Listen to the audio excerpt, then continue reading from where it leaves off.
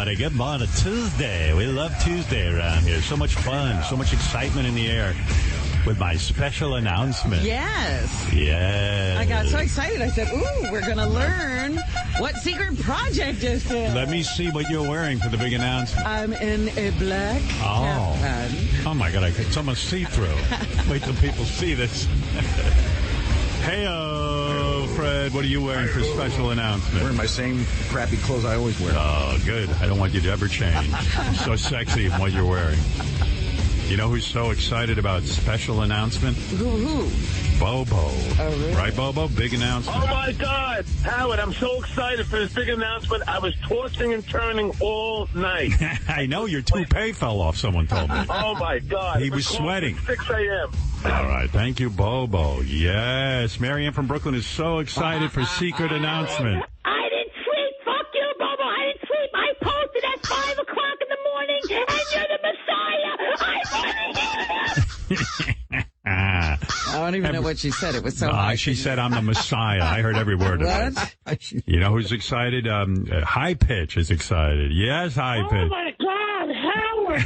I took Ambien and fucking stuff. He couldn't even sleep through his Ambien. That's how excited he was. I took an Ambien at 5 o'clock yesterday afternoon. Yeah. And I just woke up just now. Oh, he did sleep. Oh, he did. He slept right through his special announcement. All right, Eric, thank you. Well, anyway, I do have a special announcement to make, Robin, and Yes. to all.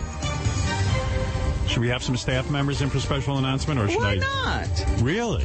I would think you would have said leave them out of this. Oh, no. All right. There must be, people hanging on every word out there. Every too. word for special announcement. All right, Papa Fooey. Bring in Papa Fooey, JD, Jason, Mamet, Chris Wilding, who I guess he's still in the country, and Richard Christie for special announcement. At least Chris will be here for special announcement. Robin, I will be. Oh, where are those? Maniacs? Come on in here, guys. Hurry up. Hurry. Either you're in here or you're out. Come on, Gary. Rally They your can't troops. figure out what they're doing. No. Oh, look who it is, Here we JD. go. Here we go. By the way, I was thinking about my JD impression, and I realized I'm leaving out, when I do with the JD puppet, how could I leave out his laugh? I know. No yucks and he's. I know, it's like, Yeah, that yelp of his. Chris, you do a good JD. What is... I said to JD, I'm really not nailing my impression of you when I do the JD puppet, and I am going to be shadowing JD for the next couple of weeks. I do think. Yeah. That's what I need. I do think that he has stopped yelping so much. No, he yelled. No, he doesn't. No? We were having a meeting this morning about what we might talk about on the show today, and he was yelping in inappropriate places. I was like, what's so funny? Nothing happened yet. No, it was a very appropriate. I thought you were cured, JD. Apparently not. Anyway, I'm going to work on my impression of you. I realize I'm doing okay with it. You're doing fine. But I want to get every little nuance. I'm going to study you like an actor I'm going to be like that guy who played Lincoln. Daniel Day-Lewis. Daniel Day Stern will be following you. You're going to stay in character, so you'll even do this when you're not on the... Robin, when you're talking to me, you'll call me JD.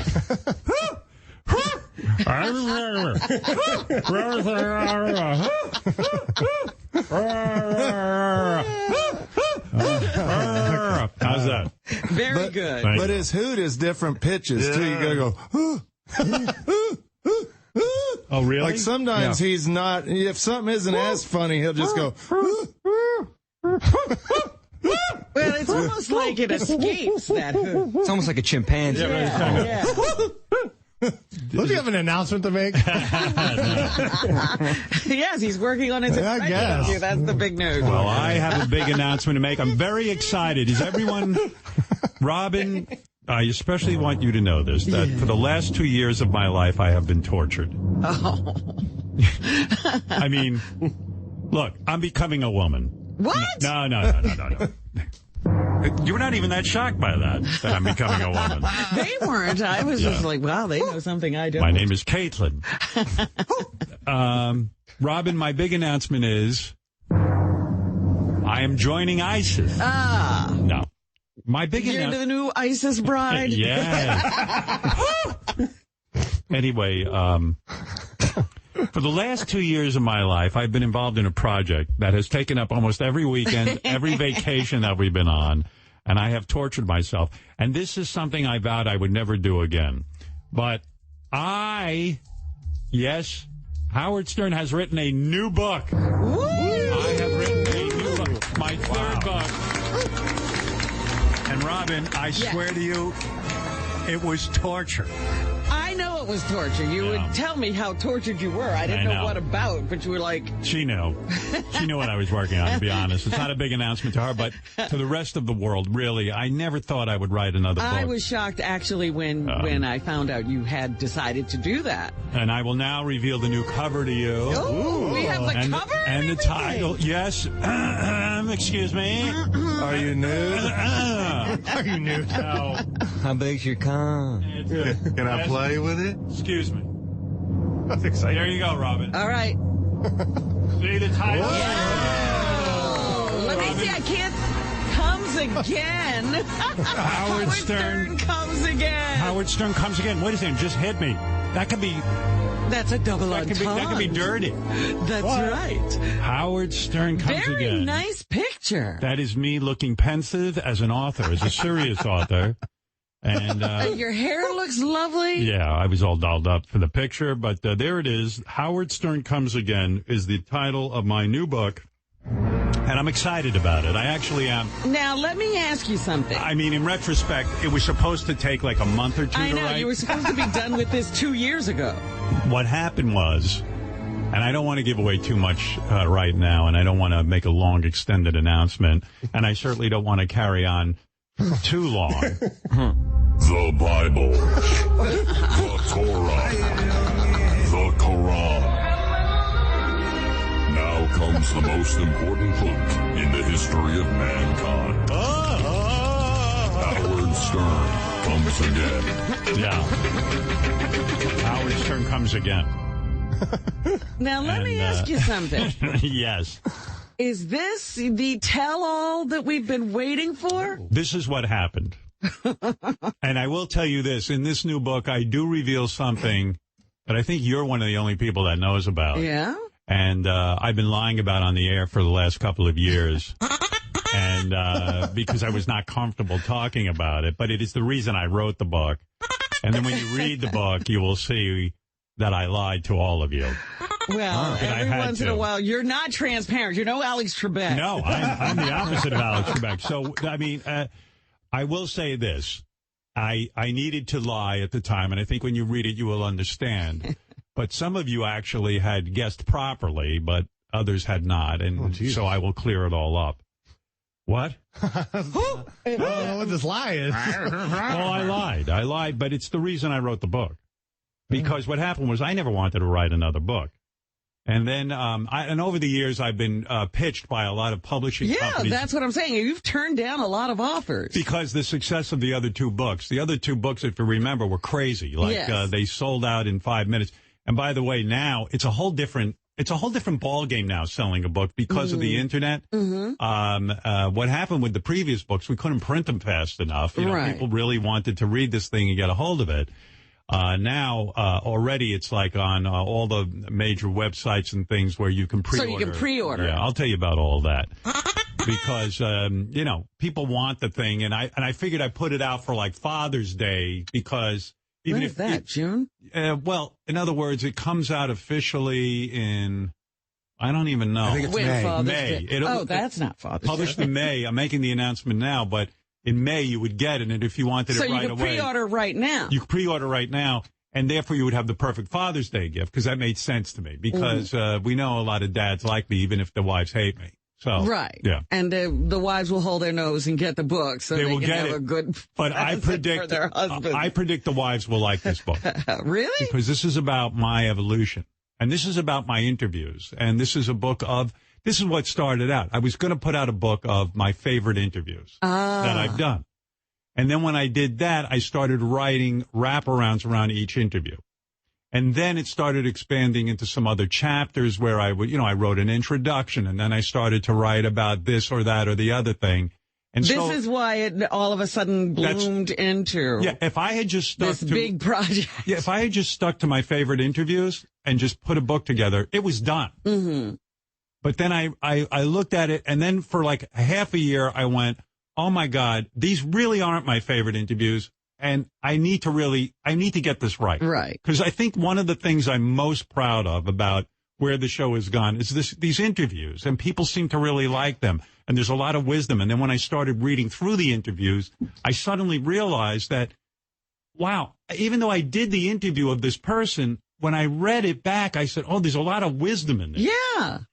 You know, like for example, just as a small example, I remember Mike Tyson once explained to me what drug addiction was. Yes. And when he did it on the air, I didn't think anything of it. Maybe it's his voice, or maybe it's just I was caught up in the excitement. I think you're very intent on all of the things you want to get to as well. Yeah.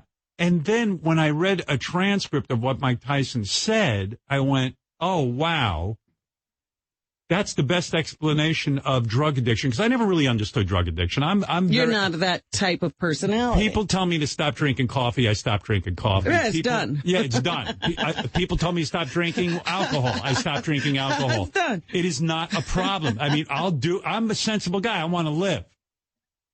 But Mike Tyson explains that drug addiction is like, you know, when you're hungry and need food? That's the same thing. Yes. It feels like you have to eat. And if you don't eat, you're going to die. You're going to go crazy. Yeah. And I said, oh, so that's drug addiction. I never really had a good explanation of it. But anyway, so I started pouring through billions and billions of transcripts. Well, I've often, actually, at one point, because so much wisdom comes out of these interviews, because we're often talking to people who are these, amazing successes. They came from nothing and achieved great success. And there's a reason that happens to them. Yeah. And it doesn't happen to everybody. Yeah. So anyway, I got very caught up in this, and I started going, and to read through all these transcripts of interviews. And then I said, well, wait, people have asked me for years, what are your favorite, what are the best interviews? I know, that comes up all the time. What are the worst ones? What are this, that, the other thing? And who'd you like, who you didn't like? So then I said, I can't just put out a book of interviews. I've got to now comment on them and tell you why these were good. Then I said, well, now I've got to talk about that we moved from Sirius XM. So I started talking about the process, and I started talking about my life and some of the things that have happened. Then I said, well, I better reveal what I was lying about, because that's really the reason I'm writing this book. Mm-hmm. And then that was blah, blah, blah, blah, blah. And one thing led to another. And so 2 fucking years of my life. And I vowed I would. This book was supposed to come out so long ago. I know. And Simon & Schuster hated my guts. They kept saying, they started planning promotion for the book. I go, guys, the book isn't done. Like literally, the publisher's name is Jonathan Karp. And he would say to me, well, we're going to start planning the promotion of the book, because you're going to be done. We'll have it out for Christmas. And this was 2 Christmases ago. And I said, guys, it is not, I can't have this pressure. I got to really think this through. I want to get this one right. Truth be told, I fucking hate my last 2 books. I wish you'd burn them. I want these. You want this one to be what you really want to say. This is what I want my fans, or in fact, even people who aren't my fans, to read and then evaluate my life. Mm. And so I'm so excited. I haven't seen a galley or anything. No. I do write about you, as a matter of fact. Uh-oh. Oh, yes, boy. I do. No, you'll be in tears. Oh dear. Sarah Huckabee Sanders is on the phone about. She wants to congratulate you.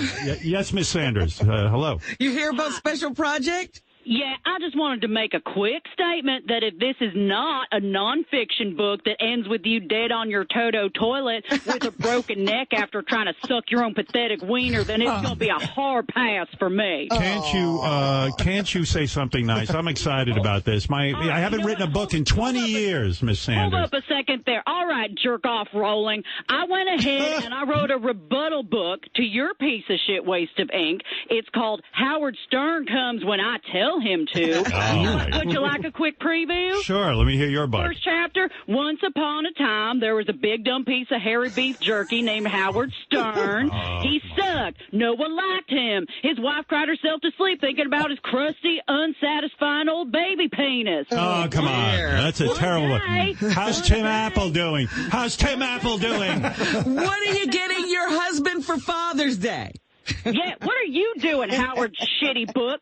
One day that pile of loose turds decided to write a book about trying and failing to hold All right, okay. Now, she's ruining my whole announcement. Yeah. Oh, my God. What a buzzkill. What a buzzkill. Want to build a wall around her. Anyway, so, you know, like, my excitement is that for 20 years I said I wouldn't write a book. Yeah. And even my wife said, you know, I thought you vowed you would never write again with, you know, your summers and this and that. And then inevitably it happens. I really thought I had it figured out that I wouldn't have to give up a summer, but I gave up 2. This was going to be an easy one, right? Well, I thought so, but it took 2 years. I thought, well, first the idea was easy because I love the idea of reprinting some interviews that I've done that are really special. But then you can't just do an interview book, and then you got to edit down some of the interviews, and then all of a sudden I said, well, I want to make a statement about this or that or the other thing, and it turned into more. Well, anyway. So how many pages is this book? Do you know? I think it's 590 something pages. Oh. Are you serious? I'm being serious. Oh my God! It's a real book. Yeah, this is like no, but here's how the book works. Okay, this is what I love about it. It's the summer. Everyone is already saying, Robin, within 10 minutes, it's the summer read. Yeah, it will be the summer read, and I'll tell you why. It's one of those books, you could go to the last chapter. Any section at any time. Which is about my mom. And you can go to that. Oh, I shouldn't have even said that. But why did you say that? But you can go to that last, or you could go to the middle of the book. Just turn anywhere and read about somebody you like, or you just want to remember that interview. It's perfect for accompaniment for making duty.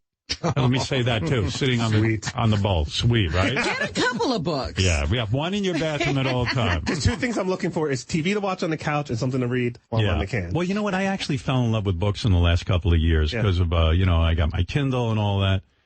And I really think people will enjoy this. I hope so. Well, the interviews are great, and they're so revealing about people and the lessons of life. And I also talk about my philosophy and how I was talking to, well, all right, I'm not even going to tell you that yet. Wait a minute, philosophy and what? It has a lot Buy to the do. book, Robin. Buy the book if you want to know more. Right, that's it. So, the new book is being published by Simon & Schuster and Jonathan Karp, and very excited about that, and I really think this is the capper to my career. After this, I can... You're not writing another book? Nah. I can tell you for sure.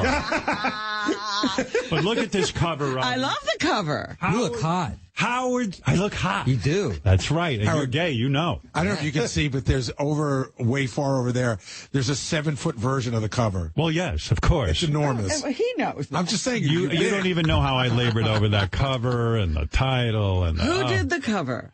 I will talk about that in coming days. Oh. Howard Stern comes again. But it's a great picture. Yeah, it's fun. I'm very pleased with everything about it, and you will enjoy it. I can assure you. So the thing I have to do. An audiobook? Will there be an audiobook? Yes. Hell no. You know how I feel about audio. I want to cut it up and make you say crazy stuff. No, I tell you what. Listen. I don't like audio books. Yeah. A book is for reading, not for hearing. How's Gary going to read it then? Yeah. I read plenty of books, Dopey. But by the way, I've got to go do promotion. Yes. What are you doing? Oh my God. So the book will actually be in the stores and everything. Yeah, I got to see how this works. The guy sent me a note. Publishing a book is different. You don't have to wait until the day of the publication to buy. Boy, I wish my other books were like that. Howard Stern comes again. You can order a copy today and know you'll receive it the day the book goes on sale. Oh, it'll be waiting for you May 14th in your mail or in your mailbox. That's the day you'll get it. It'll either be in your bookstore or in your mailbox, depending on how you order. It's like when Apple releases a phone. You can pre-order it. And you'll get it on the day it's released. Well, I'm so out of it. I was like, well, why would I pre-order a book? Why can't I order it that day? Because some people, they want the book or they want to give it as a gift. That's right. And they don't want to go out on that day. And they don't want to wait. Yeah. Howard, the best is when you order it on a Kindle. You just wake up in the morning and it's there. There's you have to wait for the mail or anything. I would suggest you get this in hardcover. Oh, of course. I like a hardcover book. I like a book. Oh, boy. I do. In this case, I do, too. I took a lot of care in the paper that we use. There's different colored papers. There's a whole thing. You really would, you like looked at different tones of paper? Thousands of samples. Jesus. Wow. Yeah. You touch them? And... So this is like a collector's I actually had them print out various books, sample books, so I could look at the paper and all that shit. That's very cool. Yeah, I'm fucking into it. It's like blue vinyl. Right. So Gary understands. What am I, retarded? So here's what they told me. Here's what they wrote. All the big online booksellers, Amazon, Barnes & Noble, Books A Million. I never even I didn't heard even of know that. that. Oh, yeah, I've heard of that. What? Who? Books A Million? Where's that puppet? They have the book up for pre-order right now. Search Howard Stern Comes Again. Yeah, I think if you just put in Howard Stern... All these things will pop up. You get every dumb fucking thing, including... what was the thing you got, Gary? They said anybody... Oh, it said if I liked Howard Stern's book, I also would like to buy Bounce. That's the stuff you put in your dryer when you're drying your clothes. It'll recommend other products? Yes. Let's see. So you pre-order right now. Search for Howard Stern Comes Again on any of their websites or apps. You can pre-order the hardcover or the ebook if you like to read on Kindle or your tablet. So this is the first day of the pre-order. That's right. Okay. And then it comes out on whatever day I said. May 14th? Right. Yeah. I will tell you, one person made it in 11 times into the book. Wow. Who was that? That's right. Staff or celebrity?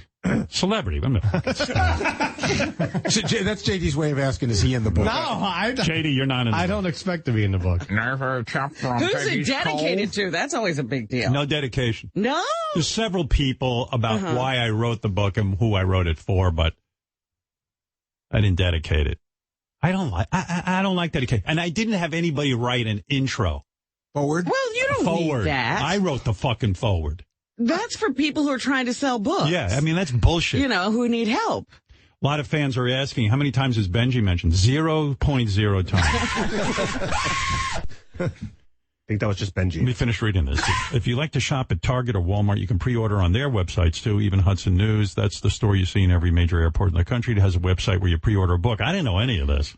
That's news to me. I didn't know Hudson Books was in the pre-order business. If you like to support the little guy and prefer to buy from an independent bookstore, you can visit indiebound.org and pre-order a copy. That's indiebound.org, or stop into your local independent bookstore and reserve a copy now. Where are those? They'll have a copy for you on May 14th. Where are those? What there's an app. You look it up. I don't know. I'll order the book and then I won't be able to find it. I like some people are so motivated to support their independent bookstores. Yeah, that they go and do that. Yeah, like we're against the corporate bookstores, man. Yeah. Oh, I have one of those in my town. Really? Yeah, Stephen King actually appeared there. Wow. Because it's like one of the last independent bookstores in the country. Well, now, writing a book is not about just writing the book. That was difficult enough for me. But the hard part now is with this promotion, because the last time I promoted a book, I was everywhere. Oh, yeah. I was doing 10 million book signings. I did every fucking TV show there was. You were all over the country. But I was like 45 or something like, that when I did that. Now I'm 20 years later. What are you saying, Howard? Well, I'm saying, Don't expect to look at me in person. No, I need you to be very positive, Robin. In fact, I'm going to yell at you because you in advance. What? No, I need you to push me a bit to do this promotion. Oh, I definitely am, because I want to go with you. Oh. So we're going. You sound like my wife. She's like, oh, can I come with you on the shows? I go, this isn't fun for me. So I have a question, Howard. Oh, look at this. Howard Stern Comes Again is already marked with bestseller tag on Amazon. But how do they know that? That's bullshit. I just pre-ordered one sitting here, so maybe you did? Yeah. See? I wanted to see what it would Jason suggest. Just push you over the I top? put you over the edge. It did not recommend Bounce detergent for me, though. It recommended several different barbecue By the way, products. I even thought that through. Like on all these different websites, I just put the book Howard Stern Comes Again. I didn't put any descriptions, nothing. So you can't read a little Not synopsis? Yet. No, not yet. Oh. That's right. Fuck them. I sell my book old school. Buy it for the picture alone. Well, it is crazy when books come out and then you go on the talk shows and tell not you, but other people tell every good story in the book. But that's what I'm worried about. Yeah. Like, even this announcement, I want to tell you everything that's in the book. I know, you have trouble keeping secret.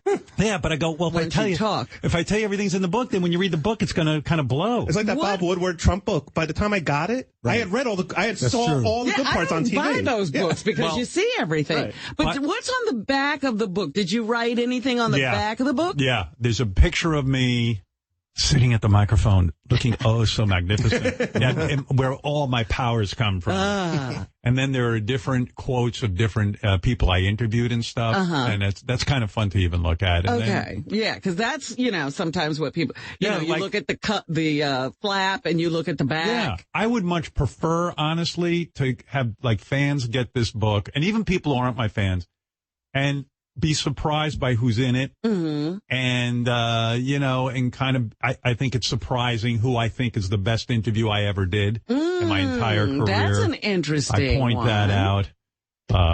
And so, I would rather that be a fun thing to reveal, but I feel like if I go on these talk shows, don't they have to ask me that kind of shit? Yeah, but I mean, But you always have other things you can talk about. I mean, there's so much going on. It's true, I in masturbate the a lot. world, and there's so much going on this show right now. And, you can talk a little bit about the book, too. Yeah, and see, even if you tell a lot of the stories, it doesn't matter to me, because if it's a book of interviews, if I'm a fan of somebody, I'm going to want to read that whole interview. Right.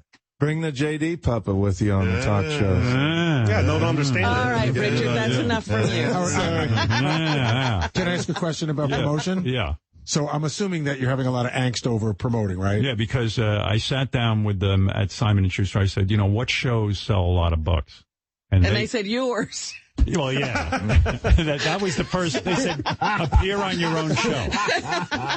So, for like the next 9 weeks and stuff, I'm on this show. I can certainly, talk about it. Yeah. Howard, and it's so nice working here, too, by the way. I got to say, like, SiriusXM was so fucking excited about me doing the book and going out and promoting it because they know I'm going to talk about SiriusXM. But they weren't busting my balls or anything. I don't know. They weren't over your shoulder. No, they weren't afraid. Could you finish already? They weren't afraid I was going to leave if my book was a success. It was just a very refreshing attitude. I really got to thank them for that. They didn't give you a quote on how many times you're allowed to mention the book? No, nothing. They don't give a fuck. Good. As long as I show up and do this show. I just love these guys. They're so smart about this whole thing and how to treat people on the air. What a relief. Yeah. In fact, Jim Meyer, who runs this company, told me he's going to have the cover of the book tattooed on his face. Oh, wow. So I go, really, Jim? That's a bit far, Jim. No, he loves me.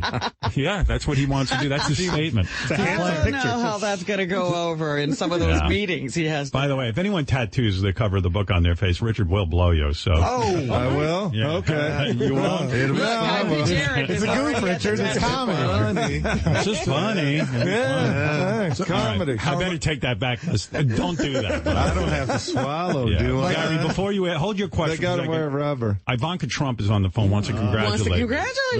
Does she read? Ivanka, are you going to read the new book?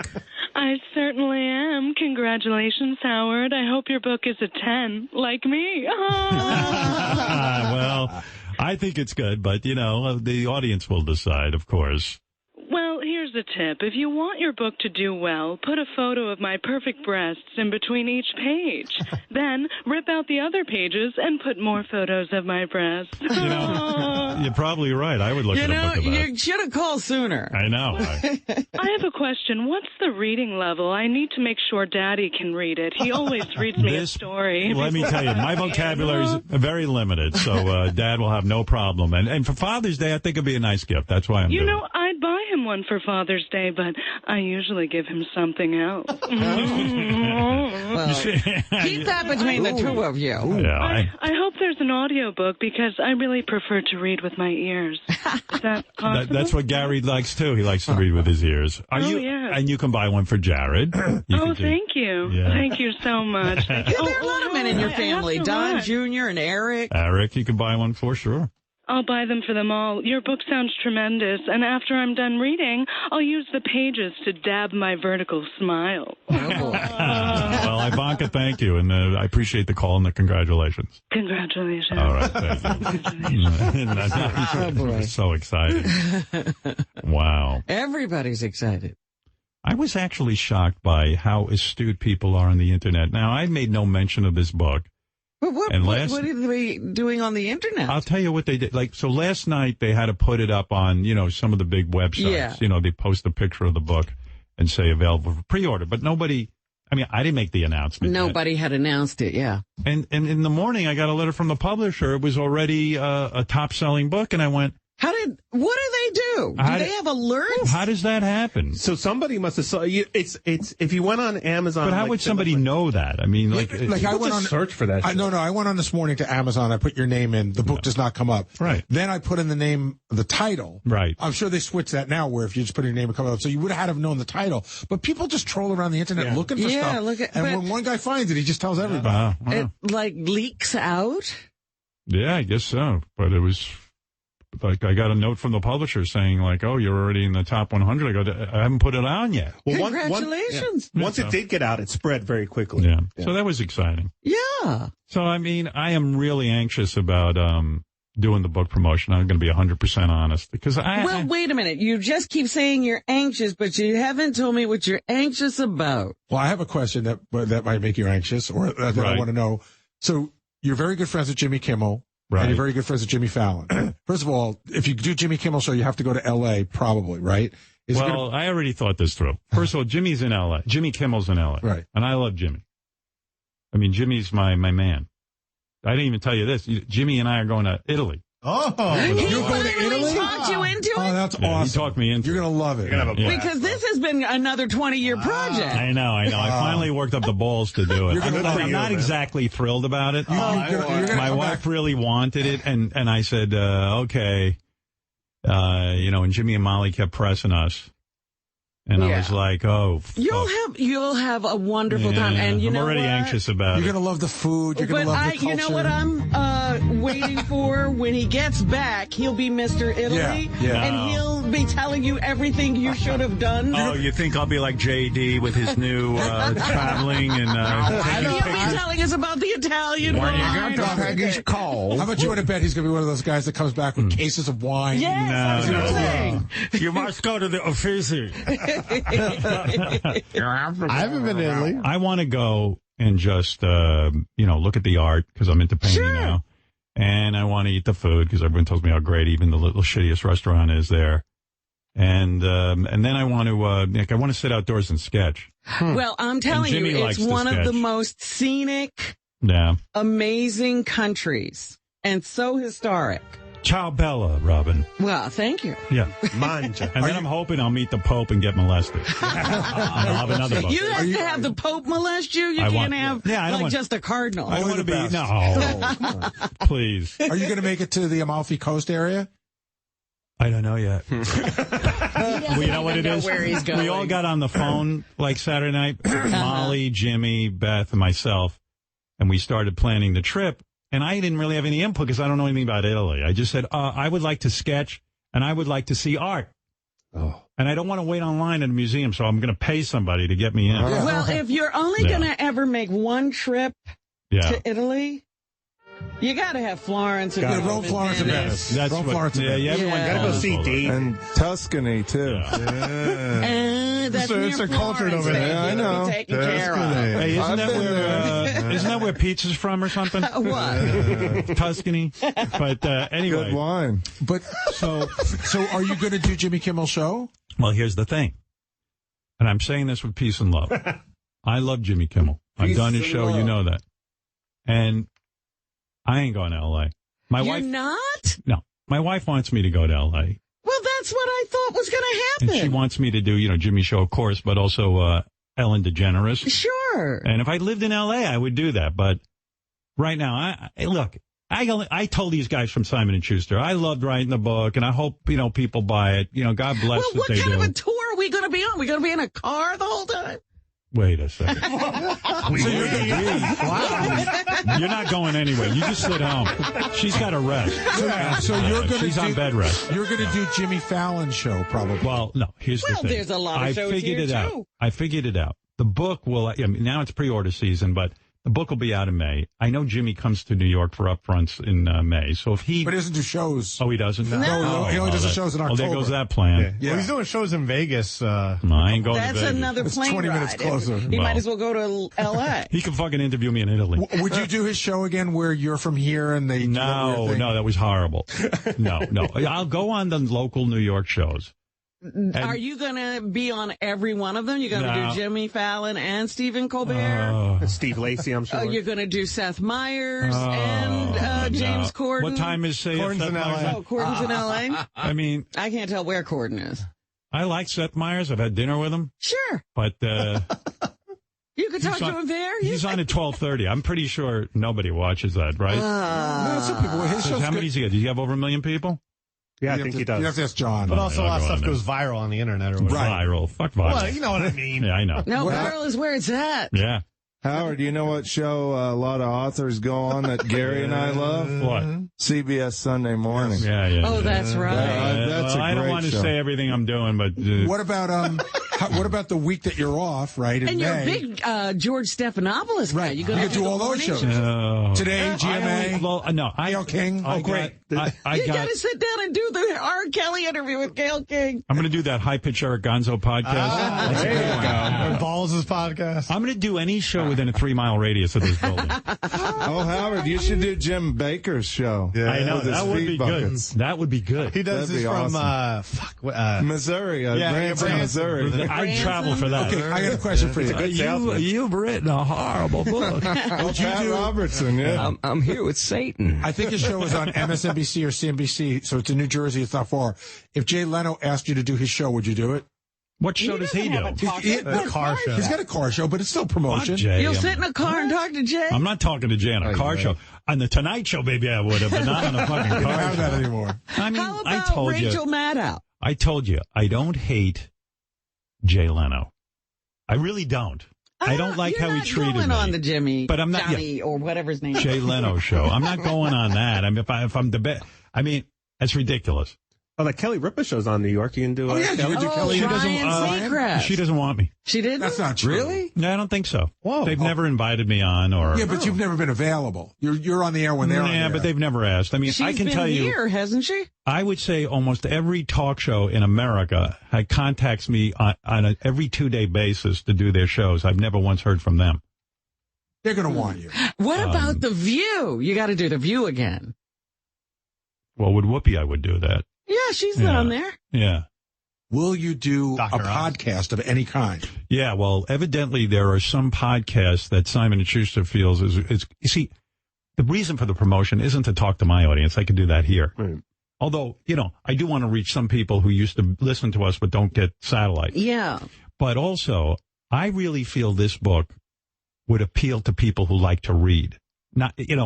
And so I got to go on and say to them, look, this isn't Fart Man writing a book. This is me reflecting on my life and the best interviews I've done. I really think people would like it. So I figure I got to go to National Public Radio.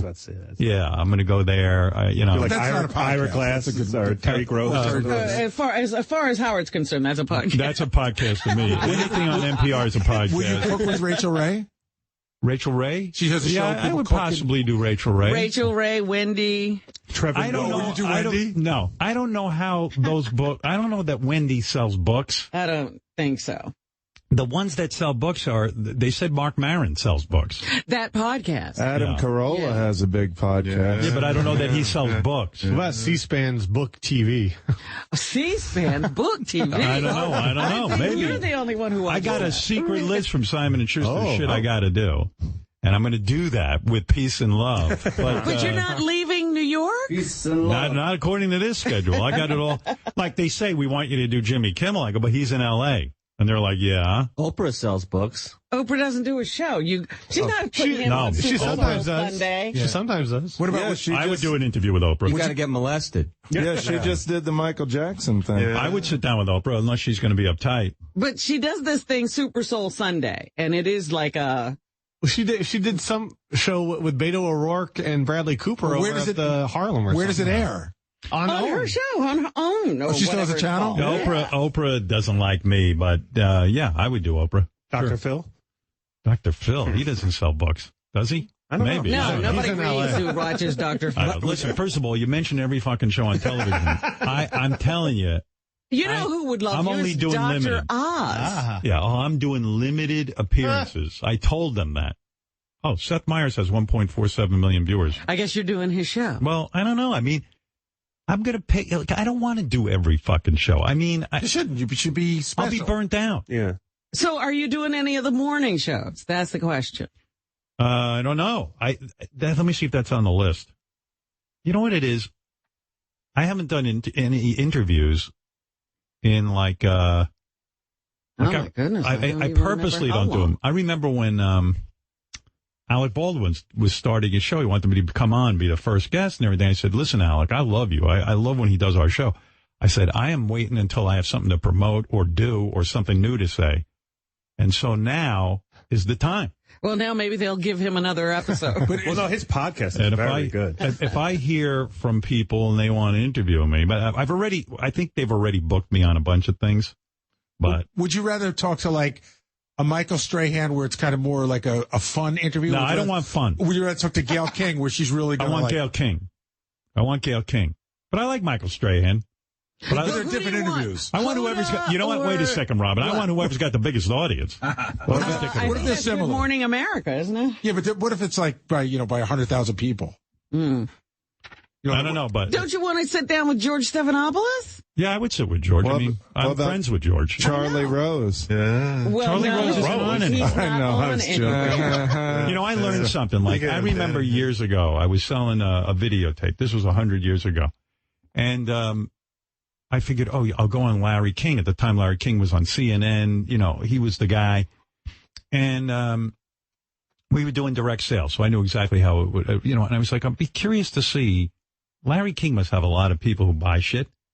And you go on there, and Larry King turned out it sold 4 videotapes or so. You know what I mean? It was like some shows are nice shows to do, but I don't want to waste my time. Yeah, it was almost like a prestige thing to do the Charlie Rose show. I think but it didn't probably do much for you because nobody watched something. Yeah, I think you'd be great on Joe Rogan.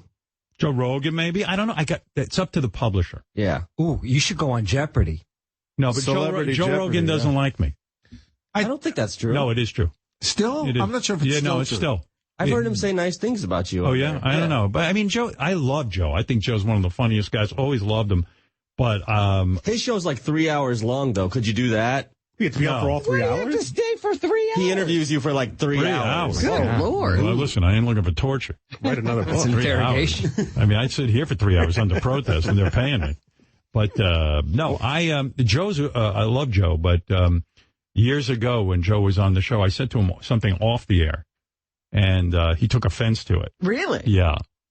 And I always wondered what happened. That's what happened. I'll tell you exactly what happened. And I remember what it was, too. I don't want to go into it, but I said something to him. I didn't mean any offense by it, but he took it that way.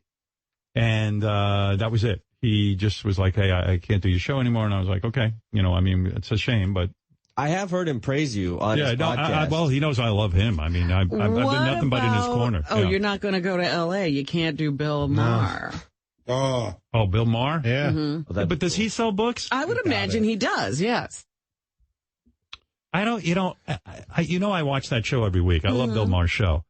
And I'll defend him to the end. But, I really am not into like going on and voicing my politics and all that shit. But he does have people on who don't necessarily take a strong political but I watched view that in show. any way. People who don't have a strong political view sit there like lummoxes.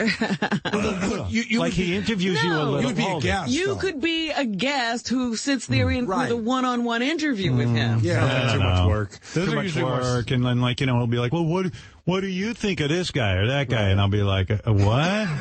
And then you'll be like, I don't want to talk about that stuff. I wonder why you're on this show. Yeah, I mean, I think you guys are all wrong about that. I hate when comedians come on and they start getting all political and shit. It just bores the fuck out of me. No, I've seen people go on there and just be funny. Yeah. Yeah. What about to do that, Fox and Friends or The Five? That'd be funny to see Sean Hannity. there. Sean Hannity? You love The Five. I've done Sean Hannity's radio show. I never did his TV show. His TV show would be interesting. You did the O'Reilly show once. You should go with Janine Pirro. Yeah, I would just be sexual with her. Believe it or not. I just go, Janine, cut your fucking politics, because when you start getting angry, it's really disgusting. I know, I can't handle you, but you know you what? should go on Bill O'Reilly's podcast. From his basement? For the 3 people listening. You gotta go to Long Island. Yeah. Howard, your publisher I don't know if Bill is going to really like me after this book comes out. I'll give you that teaser. Your publisher probably thought of it, but New York Times does these live events with authors that are really cool. I got all kind of ideas. There's the 92nd Street Y that does that kind of thing, and the New York Times. I remember I was promoting something, and then I ended up doing a sitcom. I ended up going on the Larry Sanders Show. Right. And I came on with my book, Private Parts, and I promoted it on there. But that was perfect because he was doing a talk show. Talk show. Yeah. So you got to be a talk show. And then one time I went on Wheel of Fortune promoting something. I think it was when my movie came out, and Vanna White appeared with me because Pat Sajak refused. Pat Sajak refused to appear on camera with me. This motherfucking schlub who does nothing. Is he one of those guys that thinks that you're ruining broadcasting? I think he's a super conservative or something. Is he? Yes. Religious, maybe? Something like that. So what does he want you to do? Disappear? He used to tweet out. I think they put the clamps on that. Wheel of Fortune. Oh, did they? Yeah, he was tweeting out some stuff for a while. It got super right-wing stuff. Yeah. And I was like, what could I do? And he said, hey, you know what? Maybe I'll go on Wheel of Fortune, because I was reading that they had the biggest audience in television. And I went, that'd be funny to see me standing there on Wheel of Fortune. I don't know how I could. So I contacted them. They were fucking psyched. Pat Sajak caught wind. And he was just like, well, he never said he wouldn't appear with me. All of a sudden, as they were taping the show, he had to leave. He disappeared. And I go, well, where'd he go? And they go, oh, he had to leave. But Vanna White wants to, they want you to close the show with Vanna White. I said, good. I don't want to sit there with that asshole anyway. I mean, what has he ever done? Except Wheel of Fortune. Wheel of Fortune. Yeah. I got that failed talk show. Yeah, failed talk show. So I was like, good, let him leave. You know what I mean? I don't want to go through the odds of this promotion. I love that he got a talk show because he stands there with those people on that panel and says, so where are you from? Spin the wheel. So, Howard, are you going to, you haven't really said, are you going to do actual book signings? That's a good question. I was thinking this time around now with social media, why don't I just one day go, okay, I'm going to go over to the bookstore and then sign, but yeah, I mean, maybe that'd be kind of fun. But so you're not doing it like a 20-city tour? I don't know. Someone had this why great... don't you know? Because you know what? I just finished the book. I refused to talk about promotion. They wanted to talk promotion 2 years ago. Right. And I said no. But you could have talked about it now. And no, but I just started talking to him about it, and I really don't know what I'm going to do specifically, but within a week, you're going to start seeing me everywhere. But you would know if you're going to do book signings. No, I don't know. Because don't forget, the book doesn't actually come out until May. This is pre-order. Okay. I never had to deal with that before. So now I can figure it out. And then what bookstore is still open that you go sign books? There's a Barnes & Noble on Fifth Avenue. In New York. There's a Barnes & Noble a couple blocks. Jesus. One time I signed 15,000 books or something in a sitting, and it was crazy because I won't turn anyone down. But then there was an idea that will put a ticket in one of the books. Oh, yeah, the golden ticket. The golden ticket? Yeah, like there's a golden ticket, so like you would sit in on the show or something, and then there's a brown ticket where you have to sit with Benji for the entire show. You have to be with Richard. Yeah, no. Benji. Whose idea was that? I like that idea. What about a ticket to feel Brent's wife's boobs? Oh, there we go. I think that's just like the proof of purchase. If you bring a receipt, you get to feel a boob. No, can't do that. Why, I mean, she seems to be open Those to it. Those boobs will burst. They'll deflate. Hey, Brent. Oh boy. If I put in a ticket in one of the books, that person, a pink ticket, the winner gets to feel your wife's boobs with us. Would that be okay? Yes. Oh, yeah? You didn't have to ask. I mean, you're not asking your wife? No, Brent is in charge of that. I will ask her. I'm not her boss, but I'm guessing that she'd be up for it. I like you. You're like, yes, she's going to be up for it. Why are you up for it? He's a swinger. He's a swinger. Yeah, man. He lives dangerously. How's your wife's new boobs? Amazing. Amazing boobs. Amazing. And where are we in the recovery process? She's about a week away, a week and a half. From full recovery. Yeah. So is Mehmet still the only person not allowed to touch her boobs? Correct. Right. Wow. And Benji, is that insulting, Mehmet, or you don't care? I'm totally fine with that. You're fine with that? Yeah. All right. So when we do the show where we're touching your wife's boobs, if I put a ticket in there, and it's a pink ticket, that person can join us? Correct. Wow. Well, then you're delaying the boob touching. No, but May. But I think that would actually be a good time for it. I do too. Yeah? I think that would be a perfect time those for it. boobs will be all healed. They're perfectly healed, and they'll look perfect, and I think it'll be good. And you'll break them in and everything. What if Mehmet gets the ticket, though? He'll buy every book. Mehmet's not going to spring. If Mehmet gets the ticket, then he has to feel your wife's boobs. That's the rules. That's the difference. But I don't think he's going to spring for the book, though. You don't think so? You wait for a free copy? Can I lobby you for a second? For an audio book?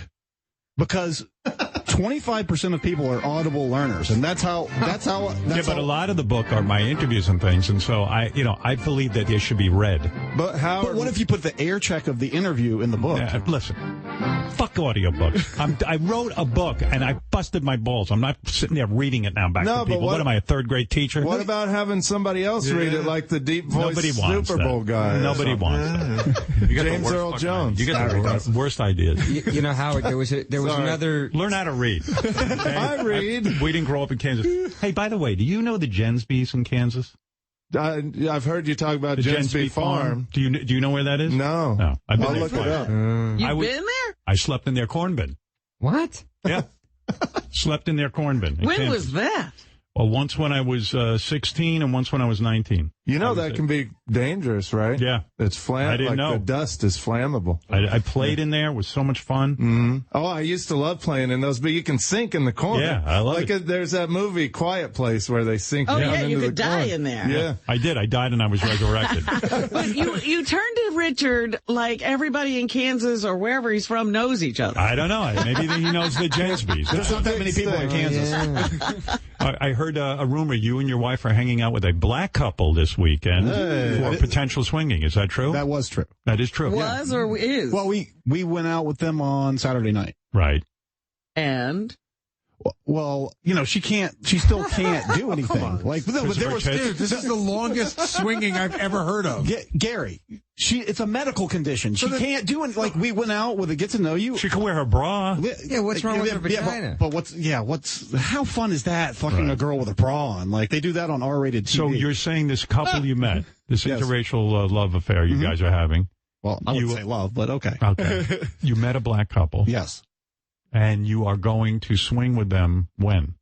Probably in a couple of weeks. In a couple of weeks. Like it's all set. Yeah, it's all set. Like we ended up at the end of the night standing out on a street corner in Jersey City, and the two girls made out, then I made out with the girl, and she made out with the guy. There was this guy standing there looking like, what the fuck is going on here? I thought Brent was going to say he made out with the guy. That's what you were hoping for.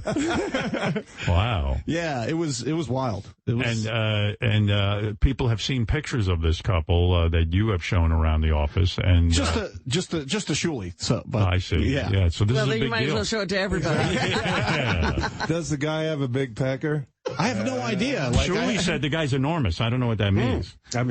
He's pretty jacked up. He's pretty ripped. You're not afraid your wife's going to fall in love with him? What are you going to do? If he has sex with your wife and she starts making noises that you've never heard before, and she comes like crazy in a way you've never heard before, you're going to be cool with that? Yes, but I doubt that's going to happen because I've made her make some crazy noises, my friend. You know what? You weren't right once in that newlywed game. What if she's going crazy? Yeah? This guy you hooked up with, right? And, you're banging his wife and, la-di-da. Is the wife hot? Yeah. Yeah. Oh, yeah. She's Julie, yeah, she's no, hot? I saw pictures of this couple, and I think Brent's completely out of his element. I think this guy, his wife's leaving him, and the three of them are going to start a new thing somewhere. No, Julie's completely wrong. This guy looks like he could break both of them in half. Brent and his wife. Yeah. Strong guy. Yeah, strong. I went handsome guy. Yeah, and the wife is hot, and the wife looks like she could fuck Brent up. Yeah, I know. I made out with her on Saturday night. So. And you're telling me when this guy is fucking your wife, probably has a nice big cock, 15-incher. Yeah, and she, and like Gary says, over here. and then Gary, like as Gary says, she's like, Sounds like a donkey. Yeah, like. Oh, will you motherfuckers please come in my fucking mouth? Damn.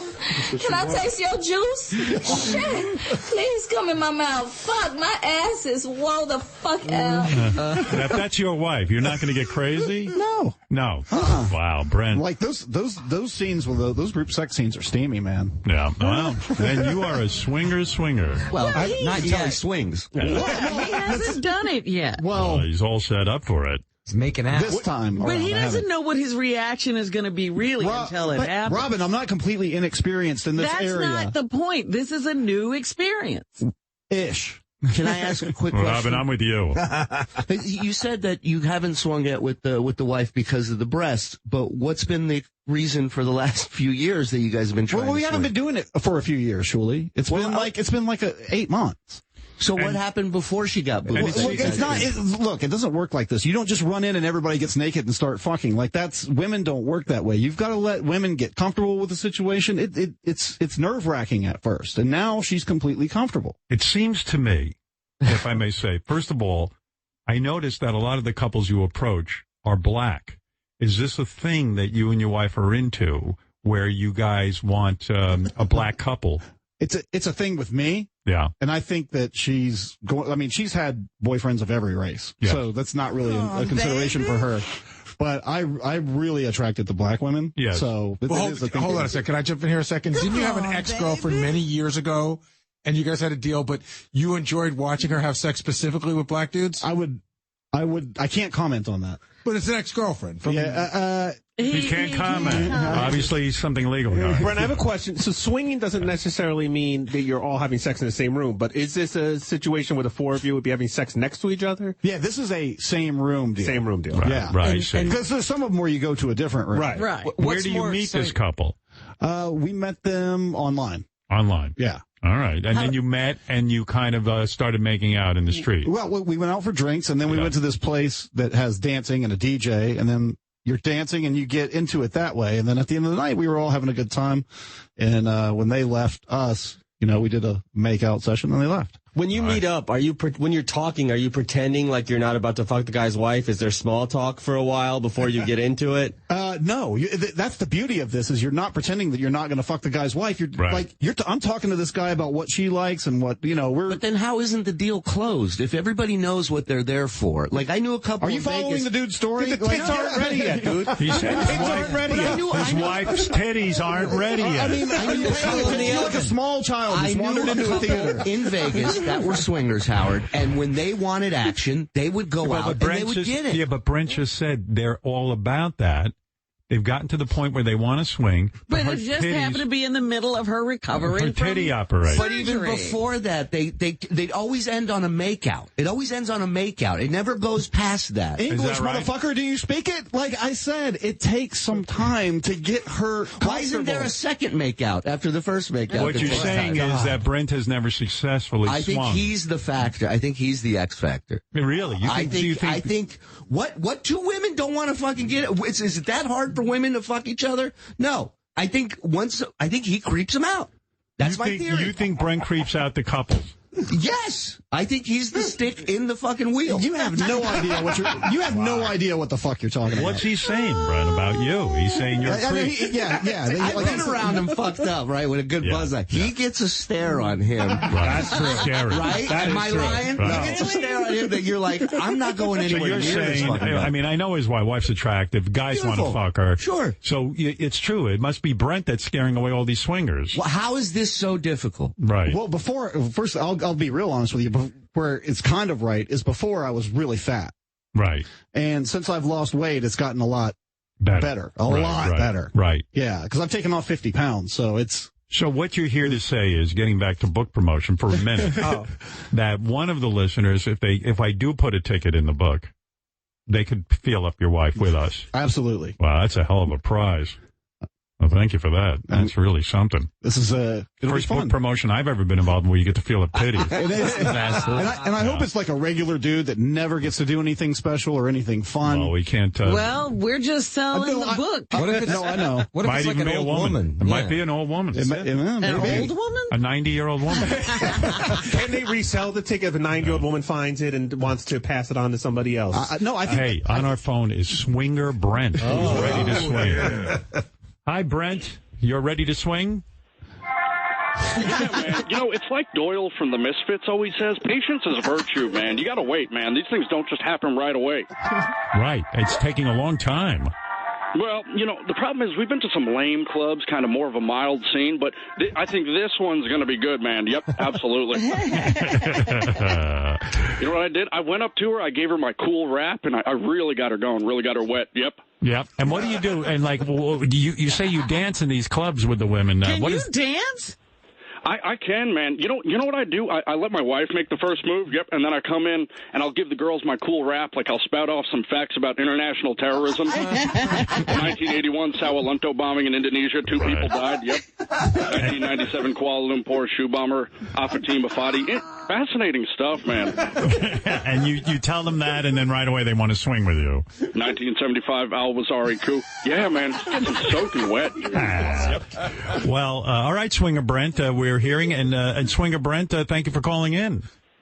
Excited about the book, man. You know, when I worked at Bubba, he wrote a book called Throwing Knives at Your Employees. Yep. Dean Lasker wrote the forward. It was awesome, but I'm more excited. Your book's going to be great, man. All right, thank you, Brent. Swinger Brent. Hatley, and I approve this message. Well, I do want to see Brent dance. I can't even imagine Brent dancing. Are you a good dancer? Good would be stretching it. I've been out with them, Howard. I've never seen Brent dance. Caitlin does all Let's the dancing. see it right now.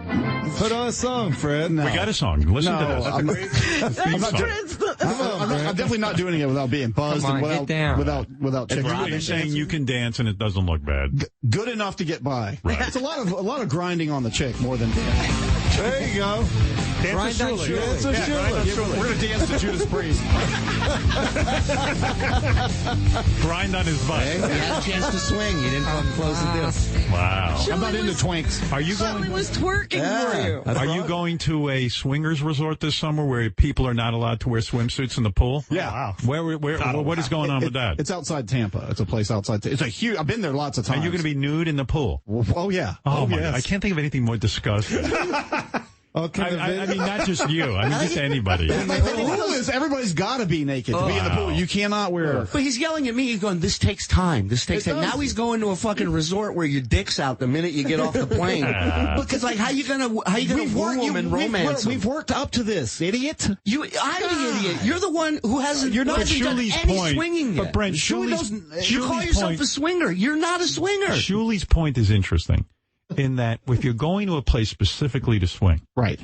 Everyone is nude. Everyone knows why they're there. They're there to fuck. They're not there to form relationships. Sure.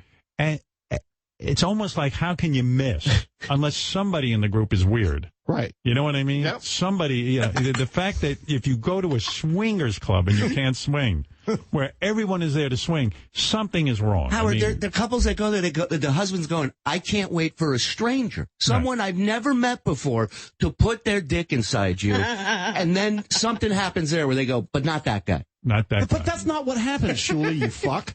Yeah, explain to me. That's not what happens. Like, That never happened. Like things like first. Well, you know what else never happened? You guys swinging. So something has to be. I mean, Brent's wife is beautiful with big tits. Yeah. She's not the problem. It's not her that's the issue, in my opinion. You feel Brent? You understand nothing about this. You're like a guy that watches sports. That I know about not getting laid. What is he missing? Because I might throw myself in that camp too. Yeah. Okay. It's like this. Yeah.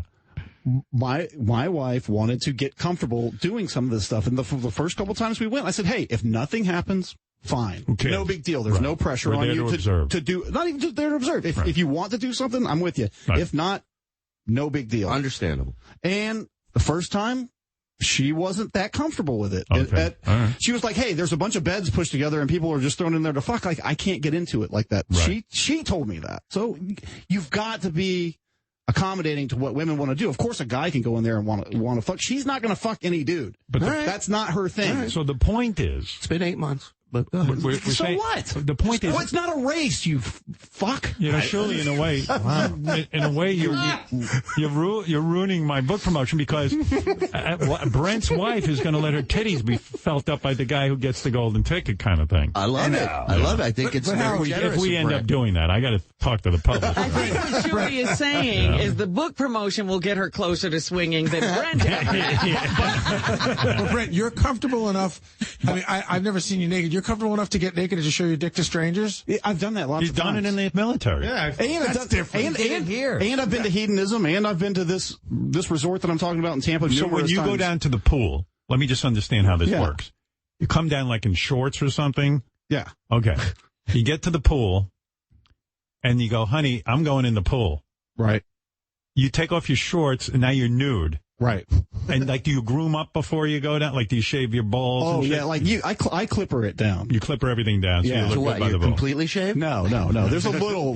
Completely shaved looks a little weird. It's like a Don Johnson. Yeah, it's clippers down. At what point does everyone throw up? And the only thing that happens it's not a swinging hotel. It's just that weekend. It's a swingers hotel. No. This is a resort for swingers. Oh, I see. And it is a nice resort. Fucking on the rafters when he gets there. Are you nude when you play? Like, you get out of the pool, do you put your shorts back on, or do you stand there nude? Well, there's like a nude volleyball game, and there's like a bikiniless bikini contest, right? And there's like all these kind of. Are you boned up for any of this? You have to be. Right? Yeah, I mean, some of it. Yeah. Really? Yeah. Are you going to take? You're full boner. You can just walk around. It's a volleyball. In the volleyball game, like if you look at a girl, you get a boner. Not so much in the volleyball game, but like I'll give you an example. At hedonism, like hanging out by the pool, like people are out there completely nude and doing stuff, and yeah, you get a boner. Like there's people having sex and stuff. Right. You get it. And what about your wife? Is she going to, like, she goes down, in a bathing suit? And then if she wants to get in the pool, she's got to take off her bathing suit. Yeah. Completely.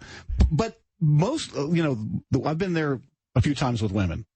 Most of them, like, when you get out by the pool, start getting naked immediately. Because that's kind of what's going on. Do they spend the rest of the day naked, or do they put their suits back on? It's kind of back and forth, but it's a lot of being naked. Right. And Howard, if we could film this for the video app, it'd be the greatest thing ever. Brent swinging. You know what's shocking? I'm looking at this place right now. Yeah. It is gorgeous. It is a really nice looking resort. It's like one of the nicest resorts you've ever been really? to. Yeah, but aren't you like, oh, that guy's ass was just on my fucking blanket. Right. I mean, how much cleaning up do they do between asses? I mean, be honest, Brent, how many good-looking people do you see at, like, nudist places or hedonism stuff, like attractive people?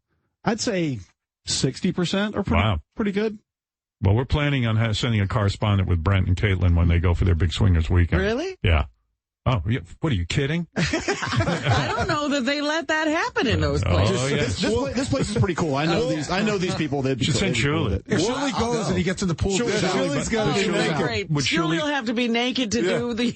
Watch, I fucked 10 more times than they do. Yeah, right. Yeah. That's what my question. Yeah, not likely. Do you think? You don't think Shirley? I just want to go up to the woman after they pass on closing the deal with you and go, what did he do wrong? And get her exact. That's what you're going to do. That's all I want. I don't even want to see anybody naked. I don't care about that. Shirley has to be naked, though. We're planning on sending Mamet because you don't have any problem being naked, right? I've done it before. Yeah, you did nude yoga. Off air for the show. Yeah, sure. Yeah. What if you end up fucking Caitlin? Who knows? I mean, well, we're in deep negotiation right now, as a matter of fact, to see if Caitlin would be willing to let me be the correspondent. Right.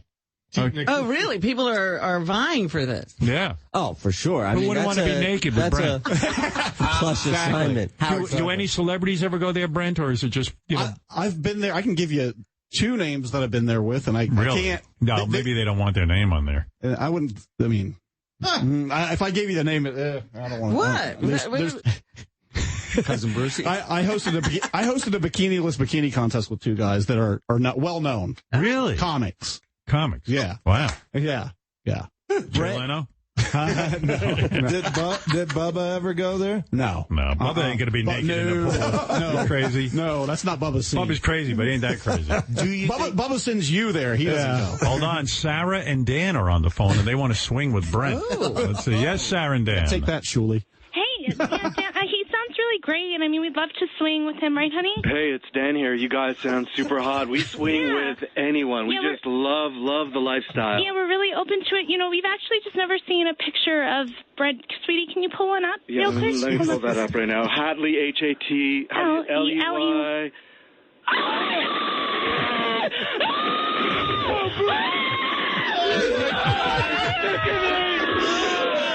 Oh, no. Brent. Oh, dear. Wait a second. Oh, no. I mean, there's vomiting. Brent, I'm so sorry. It was so close to swinging with Sarah and Dan. Oh, God. Oh, God. You were close, though. I got to admit. Brent says he's been to this place before and that it's a sure thing that you get laid. So if he doesn't, he's... Yeah. Well, listen, he's got a lot of hands in the fire, so to speak. Is that what do you put in the fire? Irons. Poker, yes. You put a lot of irons in the fire. You got the black couple who you were making out with and dancing. That seems to be happening. You got every couple they make out and dance with, and that's it. And then it never goes anywhere. That's not Julie. Shut the fuck up. The last 4 stories I've heard, she was so hot. We made out. We were drinking. We were dancing, and then we went home. And that's it. And not together. So what, you want me to hold a gun to my wife's head and force her to do something? I'm just saying, maybe you don't yell from the mountaintop that you're a swinger until you actually swing. I'm letting the audience in on the process. Right. We're going through his It's a long journey. process, audience. Yeah, and you're an expert. This is the making of a swinger, not swinging. Howard, it's like writing your book. It took a while. Maybe it's a 2-year project. We don't know. So what if it does take 2 years? I mean, who cares? There's no race. I'm not. Brent, there's no fire. Brent, is Shuli annoying you? He's super. He's super annoying. And you guys share an office. Yeah. Oh yeah. Believe me, I got plenty of ways to annoy him all day long. Oh yeah. What do you do to annoy him? Oh, it is fucking when he's just working and he has headphones on and he just makes these porn moan noises to himself, and I don't know what the fuck's going on. Right. I thought it was something weird in the and I just hear. I'm like, what the fuck? He's thinking about. I turned my recorder on and he's thinking about swinging. Yeah. I turned my recorder on. I put it by. I'm recording just. So Brent, Shuli's theory is that you're never going to swing because you keep ruining it. But your point is, dude, it's a process. I don't care how long it takes. The whole process is exciting. See, I think he's saying I don't care how long it takes, but the reality is, I think he wants it so badly that he's turning them off. I think Shuli might have it wrong. That's completely wrong. That is completely. You're just making shit up. I think you just shot out the gate. You're just making shit up. That's completely wrong. I think you might be wrong, Shuli. I think like the guys who are over anxious, they blow it because they are just they move too fast. He's like, when it happens, it happens. And meanwhile, I'm fucking my wife. She's, we're having these exciting moments, and we're working our way up. Maybe that's it. It is. We're building up to it. It's. All right. It's not a race. Look, maybe it's just the I don't want to piss all over this parade because you've just offered that if I want to, I can put a piece of paper in one of my books, and these guys could be part of feeling up your wife. That'd be awesome. Yeah, it's a beautiful thing. Yeah, I mean, come on. That'd be awesome. What are you gonna run with? Team player, right there. Brent Hatley. Nothing wrong with the wife. That'd be great. Wow, that was awesome. Well, Robin, obviously a lot of excitement in the room. Yeah. Yeah. Yeah, so 2 years to write this book, and, here it is. Howard I can't figure out what the publicity tour is. Oh, man, that's the problem. I got to tell you something. I am so freaked out that I got to go on these shows. Just do them all by Skype. Just tell them. No, that doesn't work. I even had this kind of what I thought was a brilliant idea. I would say to Fallon, Colbert, and Kimmel, why don't you guys all interview me at the same time? Great. Just get it over with. And then I said, you know what, though? I actually do want to go on these shows. If I do go on, and really talk about what I'm up to and what I'm up to on the book. If I turn it into a circus, then I never really get the word out. Is there a way that you can, with technology, modern technology now, could you send like a hologram out to do book signings? Yes, I'm planning on sending a hologram. A hologram to do book signings? Yeah, that's right. My hologram will be appearing in major cities all over this country. There's a guy that's a big fan of the show, Howard, that does that. The holograms? Jimi Hendrix, the Tupac, all the stuff you see at Coachella, he does that. Yeah, can he set that up in a bookstore? Yeah. Yeah. Are there going to be flat Howards at all the bookstores? Yeah. They got billboards and all that. Oh, those will be like a hot commodity. You have to do the book signings because look at who we met through the book signing. I know, Crackhead Bob. I met him at one of the book signings. He was number one on the line, right? That's why I brought him in. Yeah. He was like, no. How long have you been out here? My favorite thing was there was an actual newscaster who said, and now we're here at the Howard Stern book signing. There are lines for days, and I just met a gentleman who is first on line. Hello, sir. Tippy. Sir, how long have you been waiting? One more time with that. I said, how long have you been waiting? Take it down, man. Yes, I know you like chow mein, but how long have you been waiting, sir? One more time with that. It was like unbelievable. Yes, sir,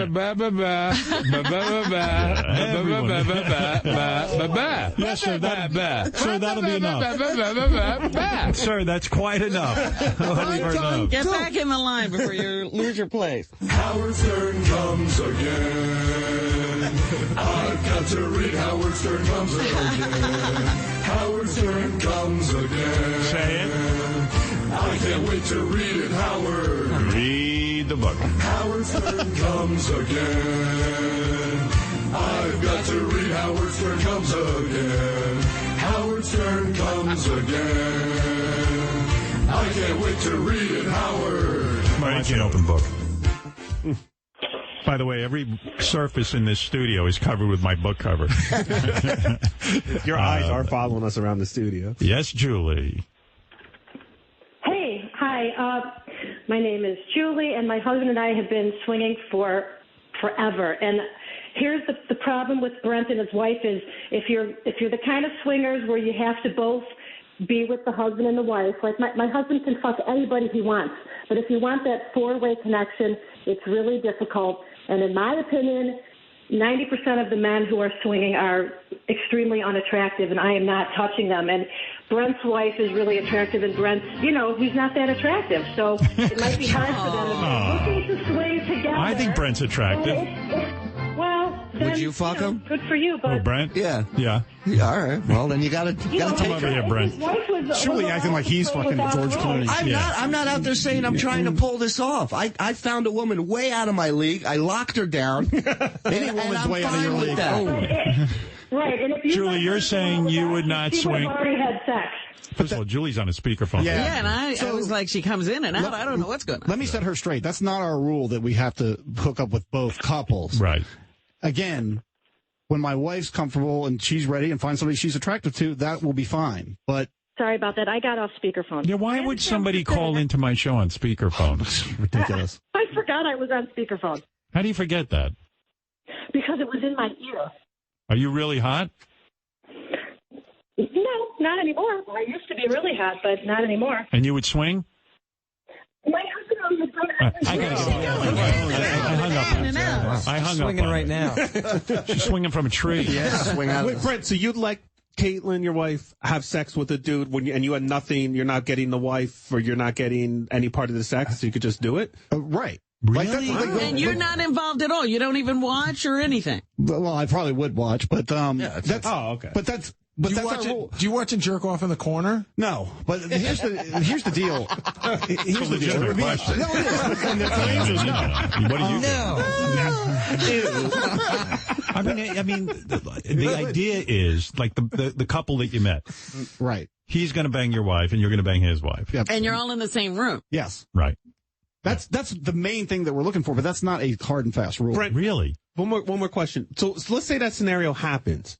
And let's say you come with like in the first 30 seconds and he's still railing away on your wife. For an hour or yeah, more. what happened? I mean, is that awkward? Is that embarrassing? What do you do? I'll go get me a joint and a drink. Really? And watch. Jesus. And what if Caitlin starts making noises like you've never heard before, as Gary said? Hey, I mean, great. She's having a good time. And then when you go back to do your thing, when all of that is over, and she's like, ho-hum. Well, that'll never be the case with me. I promise you that. Yeah, you know how to handle it. Yeah, I know what I'm doing. Kind of in the military. Yeah. What's more exciting? Huh? Fucking the new chick or watching Caitlin get fucked by a new guy? Well, I mean, if it goes on a real long time, Brent will be in the corner with my new book. Comes again. But you're just assuming that I'm going to come in 30 seconds. That ain't happening to me either. You're going to hold out. It's hard. What gets you more excited? You're some stud. Both.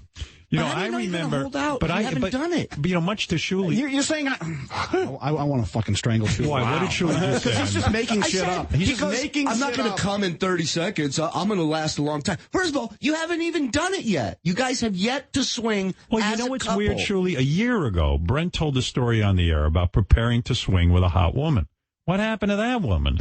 Was she a black chick? Yeah, she had to, that next day. She's in the army. Oh. And she left.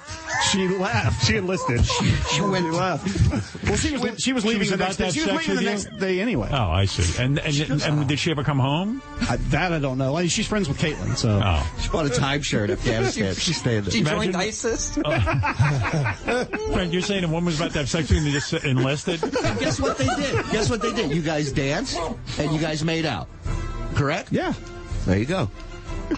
That's it. That's all it goes to. I hate Shuli so much. Don't hate me. Hate yourself. You're the one claiming yourself as a swinger. You're not a swinger. I'm letting you in on the process, you fucking moron. But you haven't completed the process. So what?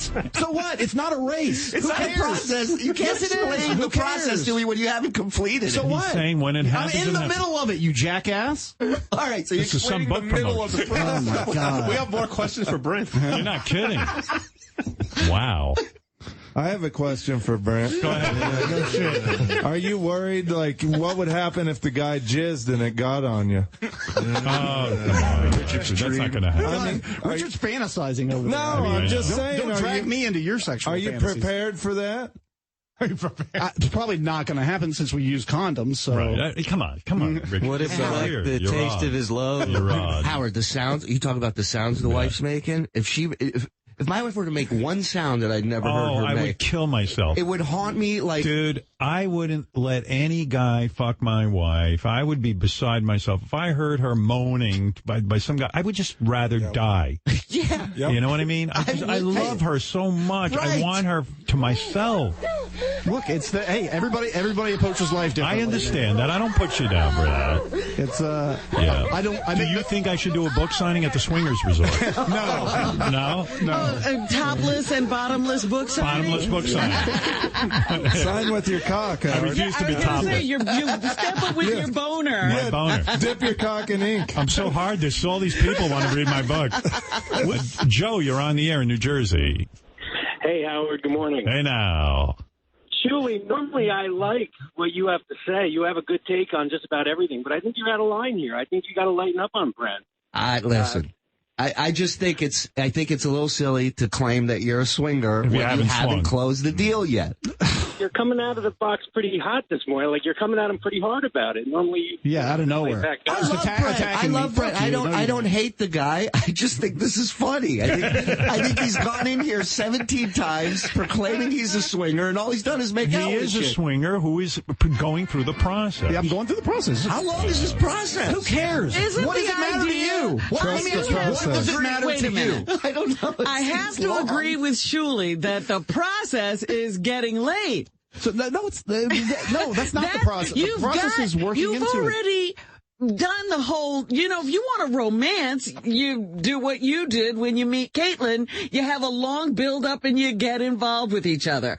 Swinging is about not getting involved. Ask Wilding. Right, but it's getting he's comfortable. It's getting comfortable with the situation, Robin. He's a swingless swinger right now, and he will eventually get his wings. Yes, John, in Pennsylvania. Yeah, I am a swinger. I've been a swinger for 15 years. Now, have you ever had sex with somebody? It's a process. Just making out, or 15-year process. There are some times that you have it right away. There are some times that you just go out, have some fun, go home. There's multiple different ways of swinging. How about having it at all? How about that? Thank you. And Shuley has no idea what the fuck he's talking about. Exactly. I mean, Well, some of us would ask, is it like saying you're an astronaut if you've never been to space? Thank you. But saying I've you never could be done an it is not astronaut really in even training, accurate. that is All true. right. Saying I've never done it is I not really that understand your accurate. point. I'm just happy your wife's tits are going to be felt by someone who buys my book. That's all I'm saying. There's a lot of fake news going on. All right, there is Adam the Swinger is on, and he agrees with Brent. Yes, Adam. Hi, it's Adam. It's been 20 years. I haven't swung yet, but it's going to happen, so I agree with Brent. So you say you've been swinging for 20 years, but you haven't actually had sex with anyone. Yeah, he's going through the process. It hasn't happened for me yet either. He's way off me, jackasses. It'll happen. You know, maybe me and you can meet, Brent. I fucking come on your head and just rub it in real nice. All right, there's another guy. 20 years he's waiting to swing, and he loves the process. So I guess it happens that way. Now, I know this isn't swinging, Howard, but Mr. Wilding over there is on the dating apps, right? The Grinder. How long of a process is it to get laid? You're going to compare the gay community to straight people. Surely, really? Why? That's comparing apples to oranges. Why? How? Well, because obviously. No. He's got something to this. What do you mean he's on to something? Because on Grindr, I have another good friend of mine who's in radio. His name's Carrie.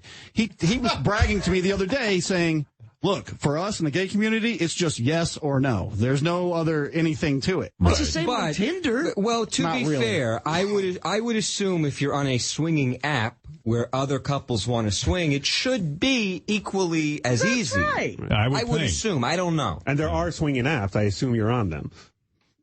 Yes. All right. I can see Brent's at the tipping point. All right. Let's everyone calm down now. It's an exciting morning. Brent, you go ahead. You have the final word. I'm just happy to be part of your book promotion. Thank you. That's it. Yeah, I got to talk to the publisher. But, The publisher might have a problem. And by the way, I distree with you that homosexuals might be more promiscuous than straight people. I believe there's I thought that was a bad. You're telling me that hookups in the straight world are as easy as they are in the gay world? I don't know. I'm not gay, so I haven't hooked. Actually, all I know is hooking up in the straight world has been extremely difficult for me. And for Brent. Yeah. Well, it hasn't been difficult for me at all, actually. And I finally figured out why it was difficult for me. Truth in broadcasting. Well, listen. I looked in the mirror. You walked by a mirror. I think the greater point here is if you're going on an app for sex, whether you're gay or you're a straight swinging couple, you should easily find sex. I mean, that's what these apps are made for. That's what you're there for. That's all Shuley is saying. Well, there you That's go. not all Shuley is saying. He's being a dick. Howard, you can't. Shuley is being a bit of a dick, but it is funny. Yeah. You can't call yourself ugly when you look at that book cover, though. That's right. You tell him. I know. You look hot. I'm going to show you my penis. Richard wants you. Look at him. He's all sexed Look up. at the eyes, the beautiful eyes. Let's close this down. That's Richard's love voice. Let's close this down. Any other questions about book promotion? Robin, I will be discussing with you on the air and off about what shows to do for book promotion. And I'm saying this with peace and love to anybody who knows me. Peace and love. I'm going to do limited book promotion. Well, you know now that you've said this that the requests are going to come pouring. Yeah, and I'm going to do a bunch of them. I'm going to do interviews. I already got a couple of magazine interviews I'm doing. Oh, I'm good. doing, Okay. Yeah, I mean, the publisher takes care of all that. But, you know, it's really the TV promotion I do have a question. that you have to actually go to. Are you saying I should have smiled for the book cover, Mamet? Because I like that look on the cover of the book. I don't think I'm a smiley kind of guy. I think it's a good picture, but the title is funny, so you should have been... But don't you see I'm about to break into a smile? Don't you see the pensive look on my face on that book cover? I don't know about that. Oh. Don't you have some marketing ideas? I do have. I designed, What do you think? A Super Bowl commercial? Yeah. I like that. Howard runs Yeah. Do you have any promotional He takes ideas? a copy of the book and he throws it at the screen. All right. I came up with a Times Square billboard because I assume you're going to have a Times Square All billboard. right, okay. And I don't assume anything, but go ahead. I have a concept for it that I brought in Let me see it. to show you. Can Show I me, yeah. debut it? Oh, All right. okay. He's I have a prepared. storyboard. Yeah, hey, we've got visual aids. Oh, boy. Yeah. Is my mic on? Will you actually try and have an open mind about this? Yeah. Not just No. immediately shit on it, Robin? I have an open mind. mind. Go ahead. Okay. Let me see your For the idea. first time ever. Wow. Okay, Yeah. now when you see it at first, you might think, oh, well, what's so great about that? Just show it to me. Okay, there's multiple steps to the process, okay? Oh, this is like swinging, I guess. Trust the process. And this is just a rough draft, okay? This is just a rough draft All of right, the concept I came up with. Imagine this like 20 floors high in Times Square, all right? All right. Okay, so this is what it's going to look like. And obviously it'll be a real picture, but it's you. You're lying in your bed at home. Right.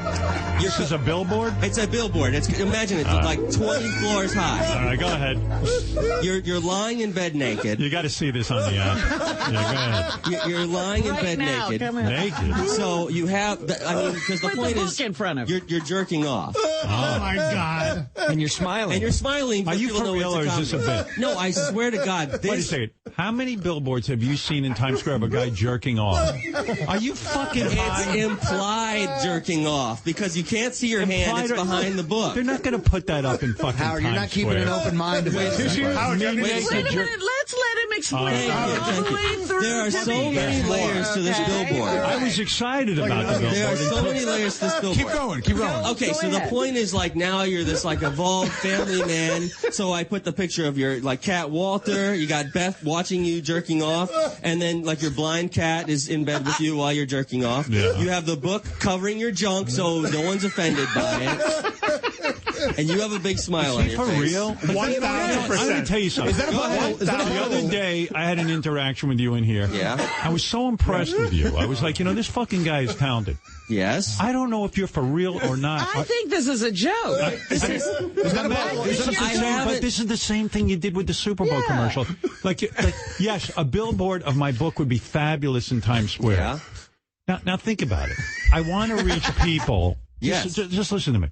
Go ahead. I want to reach people who maybe don't realize this is a really good book, in my opinion. Like something really, really, really meaty and really good to read. Yeah. And you also talked about how this is an evolution. And I'm trying to reach people who maybe are turned off to me.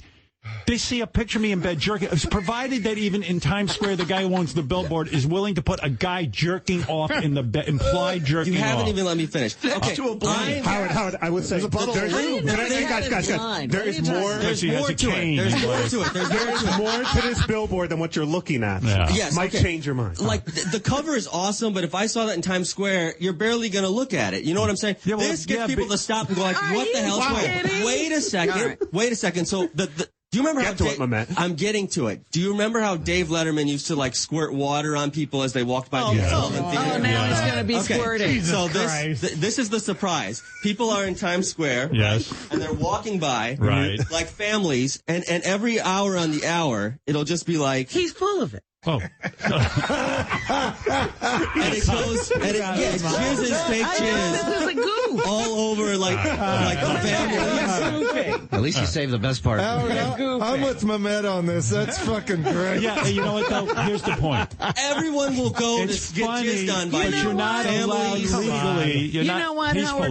We work here at Sirius XM. They wouldn't put that in the lobby. Come on. No way.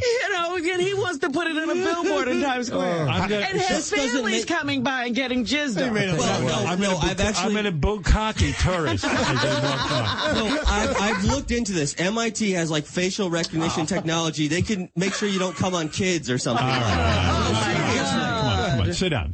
Now you're being silly. You're so funny, Matt. I want to pay. You know that would be cool. You're so funny. You know that would be cool. You're so funny. Okay. All right. What you don't understand is. Go watch yourself. You're missing the point of a promotion. I'm trying to get people talking and excited. That's the point Why of did you just promotion. kill someone? That'll get people talking. Unbelievable. Insane. Who wouldn't go to Times Square to stand under that? I would. I love it. Yeah, we want people to go to a bookstore to buy Yes, books. Randy. Okay, listen, I haven't taken a break and we've been on for an let's hour. have him jizzing in the bookstore. I was going to make a quick announcement about the book, but this is absurd. All right, first of all, let Randy have the last. Go ahead, Randy. Oh, my God, Howard. I am so excited about your new book, and I love you. I've listened to you for 30 years. I'm not Marianne from Brooklyn. I'm Randy, originally from the Bronx.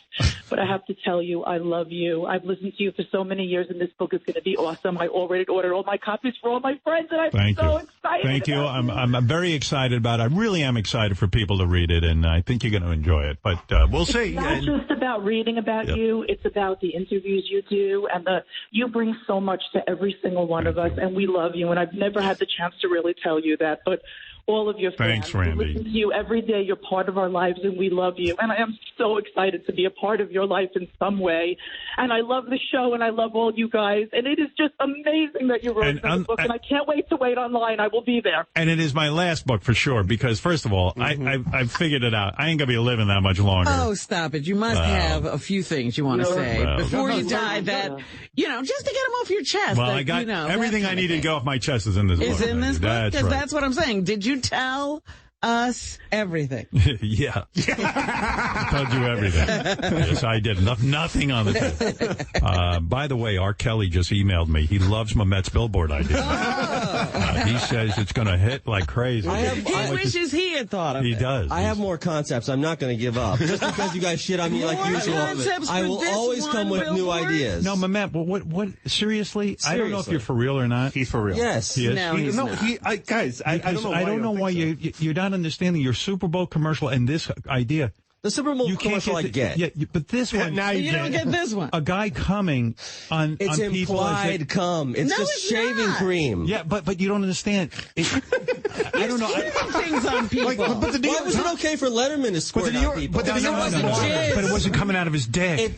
His implied dick. It's coming out of the book that's covering your junk. But then the New York Times is going to write an article, Howard Stern's coming on people in Times Square. Yeah, so why is it okay to have a book called I'm Coming Again? No, I said Howard Stern's coming again. Comes again. Yeah. Yeah, now he's got me saying my title wrong. You come every hour in Times Square. All right. Okay. I got to get out of this country. I got to get out of this conversation at least. Off this planet. Unbelievable. Yes, Steve. Yeah, this guy Mamet's a dope. Hey, Howard, I was wondering if you could have either Richard or Sal pull the tape of your book announcements and just play JD's noises. This guy is amazing. Were you making a lot of noises? I don't think so. I don't know. All I hear in the car is the hooting and hollering. I mean, we can go back and check. It's fantastic. All right, let me sum up. JD's hooting. Scientist swinging. Shuli is goofing on Brent. I mean, there's a lot going on. There's a lot of excitement in the air, Robin, as you said. Yeah, JD is dying to be a part of your book promotion. Are you? What do you want to do? Well, he wants to film. I thought I'd film the documentary. Weren't you making some other documentary? Yeah, I'm going through the footage of the Ronson song stuff. But yeah, following you around the book promotion. But I don't know if no offense to you. I know you could fancy yourself a director. I don't mind if you, have a crew and they video me on my tour. Uh-huh. But you just walking around with a camera is annoying. If you're ready to do this. I think would be part of it. Has he shown any ability to make a film or make a short documentary? Yes, I did. First of all, I made that documentary about Ronnie. Three Faces of Ronnie that showed at the anybody remember Festival. that? No, and it didn't finish in the top 3. Jason, you didn't do a fucking... Because those judges were all fucking biased. Get the fuck out of here. Okay, my man. Go on, what's your other they liked it when you got catfished. Nothing. He produced nothing. I love JD's a great guy. I like what he does for me. Yes. But really, if I'm going to spend time making a documentary behind the scenes of me going on all this book promotion, are you really the guy to do it? I mean, you really just talk a good game. In fact, you don't even talk a good game. I followed around other people and made interesting videos, I thought. Where? Gary's rolling his eye. Shut up, Gary. Where can we see these videos? I know the guy you followed. Well, they were on Artie's website. Right, okay. I remember when you followed Artie around. I didn't see any of that. Very little editing. It's just the cell phone. Right. And, you don't have a sense of, you got to keep people's interest. Okay, fine. Then I won't do it. You got to tell something. I don't think JD realizes that documentaries, even though they capture real life, they're still storyboarded out. Jason, I know what the fuck they are. Shut the fuck up. But you've never really made one. Look, it's just turning everybody against each other. It's a long process, guys. JD, you never really loves fucking talking shit. Just fuck him. No, but you've never. He's not wrong. But don't you think? Now you're all talking shit. Get that shut up. Well, let's see your documentary you made. Wait a second. Hold on. Let me talk to my man here.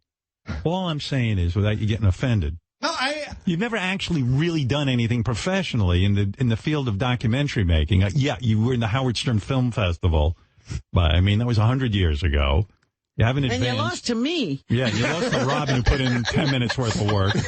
I mean, what the fuck? I'm not going into that. The point is, I have a pencil stab in my eye. But the point is, I mean, if I'm going to go make a documentary of my visits to... if you're uncomfortable with the idea, that's fine and understandable. I like it, but I don't know that you've done anything. Listen, I think I know I know how to tell a story or whatever. Whatever. Forget even talk. Where's the example? Forget I even asked. Tell a story. Shut up, Jason. Well, he's right. I mean, where is it? Everyone's right. Everyone's right. Everyone's right. Okay, good. I'm not doing anything. Howard. I won't do anything. Quiet, I don't know JD. anything. I'm going to help you out here. Okay.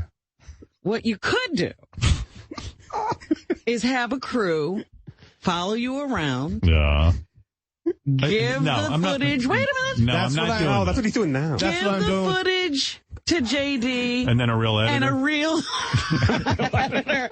And see what's better. No, I know JD's getting insulted, but in all fairness, JD, you could see that after all the years you've been on the planet, you've done nothing to advance your documentary making I'm well career. aware. I'm well aware. Thank you. I know you in your mind think you can do it, but you haven't actually even gotten the impetus or energy together to do this kind of work. Yeah, I would ask you a question, JD. If you didn't know Howard, you were applying for the job of being a documentarian, what would you submit as the best thing that you've done that would make him hire you? I mean, all I've really done is the Artie videos and the Ronnie documentary. Exactly. So that's what you're hanging your hat on. Okay, if that's not good enough to you guys, that's then that's it. You were happy with that work. I was yeah. Some Artie videos, yeah. All right. But the footage of you goofing on JD as he films you would be funny, Howard. It'd be a JD goofing tour. I wasn't looking to goof on the man. I was taking him seriously. Yeah, but him to make a film. Like you goofing on him at a bookstore. I wish he would practice making a few films before he comes to me and says he's going to make a film of my life. Spielberg didn't start with E.T. Right. He was in some shitty fucking Twilight Zone episode. Backyard, yeah. Duel was his first movie. But I'm talking about as a kid. He was shooting things in his back. I mean, he just shot and shot and shot until he started to learn the process. He probably was doing My Mother the Car for a couple of years. JD wants to turn this gigantic book promotion to basically his freshman project of learning how to shoot a movie. What if we got Rappaport to work on it with him? What's that going to do? Well, Rappaport's going. He's won awards for his documentary. JD is a director. JD is a director. Brent is a swinger. And Matt has great marketing ideas. Some crew. He's got 3 angry stands. Anyway, I'm in between 2 people with no sense of humor. To sum it all up, thank you for everyone being excited about the book. I'm excited about the book. 2 years in the making, and I'm really excited about it. Congrats, awesome. You will soon, in the next couple of weeks, be seeing me on every fucking talk show. And Robin. Well, are you really, or is it starting in May or something? No, I think it starts now. Yeah, like get it over with. Couple of weeks. No, it's not get it over with. Well, it is get it over with, but. The point is, it's different than when my last books came out. The book would come out, and then you go do promotion. Now, they sell the book ahead of time. By the time the book comes out, you're done with the book promotion. But do you ever try and pre-order a book before the internet? That's why it all changed. Right. It's ridiculous. You have to go down to your bookstore. So in a sense, I might as well do the... What are you saying? You're going to start now. Well, that's it. They want the day it's released to be number 1. Right, so right. Whatever. Whatever they want. Are there pictures in the book, too, Howard? There's some pictures. There's some pictures. That's for Richard, because Richard can't read. Right. Anyway, yeah. So like I said, you can go anywhere online. Amazon, Barnes & Noble, Books A Million. Indie Books or something? What was that? What did the guy write? You can order the hardcover and the ebook. You like to reach look, there's like a fucking toe right here. If you like to shop at Target or Walmart, you pre-order on their website, even Hudson News. If you're indiebound.org, indiebound.org. Are you putting that on the website? I better. Yeah. There's a lot of ways to order this book. And keep an eye on Times Square. And I'm going to be coming on your face. Keep looking up. Are there versions with large writing for guys like Ronnie, older people? Older people, older versions. Trifocals. John, go ahead. In Maryland, yes. Hey, Howard, I would love to hear you interviewed by Terry Gross on Fresh Air on NPR. Be a great way for you to reach some new folks. I know. Someone told me at the book company they're booking me on NPR, and I went, "Is that really necessary?" And they go, "Yes." And what about sports programs? Sports. You do Mike Francesa? If he sells books, yeah. I've already while we were sitting here. Audience. Yeah. While we were sitting here, a sports podcast already reached out to me asking if I could help get Howard on it. Yeah. A Sports Illustrated. If you do any Jimmy sport, Trania. if you do any sports show, I'd say Jim Rome. Dan Patrick. Yeah. Jim Rome has the most listeners. He does in sports. More than Dan Patrick. Yeah, yeah. Oh, I don't know about that. I don't either. Okay. What about the Michael K. show? There you go. You know what was such a compliment to me? Howard. Yeah. Yeah, John. You and Terry Gross have been the two best interviewers in the country for years, and very different styles, but both do your job so well, thoroughly prepared. I think it would be dynamite to hear a mutual interview. All right. Well, I think that might be one of the shows. I don't know. I'm telling you, I was so focused on writing the book for 2 years. I put these guys off. They wanted to have promotional meetings. I said, when I'm done, I'll talk to you about that. So I'm doing it in an orderly fashion, and then I'm going to go sit down with Robin, who is going to be my advisor. And she will tell me what shows to do. Right, Robin? Well, I'll tell you what I'd like to see you do. Sure. All right. Well, one of them I think is NPR, because that's the book company. They know how to do this shit. You know, I don't. What about the Bubba the Love Sponge show? No, I'm trying to get booked on there. Well, this Terry Gross is on NPR. Right. Believe it or not. No, Terry Gross is on NPR. Then also Ira Glass, who's a big fan and might try to wrestle him away. Ira Glass is a big fan. Well, I got to first find out who's better at selling books. Terry Gross is a big fan, too, though. Oh, okay. Is she? Mm-hmm. Okay. I asked about Rachel Maddow. Would you do that show? I mean, I love Rachel, but I don't think she... Again, she's only going to talk politics, you Right, think? yeah. She can say, yeah, who do you want to vote for? And I'm like, please, give me a fucking break. I mean, whole country's in a shithole. Samantha Bee show. If I can only get on there. JD can book. Well, that's what I got. I don't want to do every fucking show. That's the point. I want to be Buzzy Phillips. Buzzy. It's busy. Busy tonight. She's busy for Buzzy. Svengoolie. She's out in L.A. I might go do Svengoolie. I'm not kidding. That'd be awesome. I would do Svengoolie. He has special guests on his show. Svengoolie? Yeah. I would do that, though. His audience doesn't read. You know, I was so honored. I told Ronnie ahead of time. I said, Ronnie, I'm going to be announcing the fact that I wrote a book 2 years. He knew I was writing it. Uh-huh. And you know what he said to me? I'm actually moved by this. What? He said, I'm so excited about your book that I'm going to learn how to read. I'm not kidding. At 70, he's going to start learning to read. By the way, I'm so honored. He's a recluse. He no longer does talk shows or anything. Richard Simmons is on the phone. He's very excited about the book. Howard Stern comes again. He's very excited about it. Yes, Richard. Richard Simmons, go ahead, please. I enjoy being I enjoy.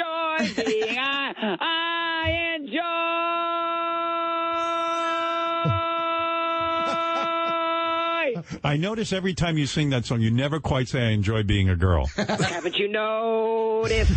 Suddenly I'm bright and breezy. You know, Howard, how I love you. How I love you. it is so good to hear your voice. So many people are worried about you. There's been all kind of rumors about you, and now you're on the phone because He sounds great, right? Yeah, it took the book to get him to come. Howard Stern comes again. What do you think of that sexy title? La la la la la la. I love Howard.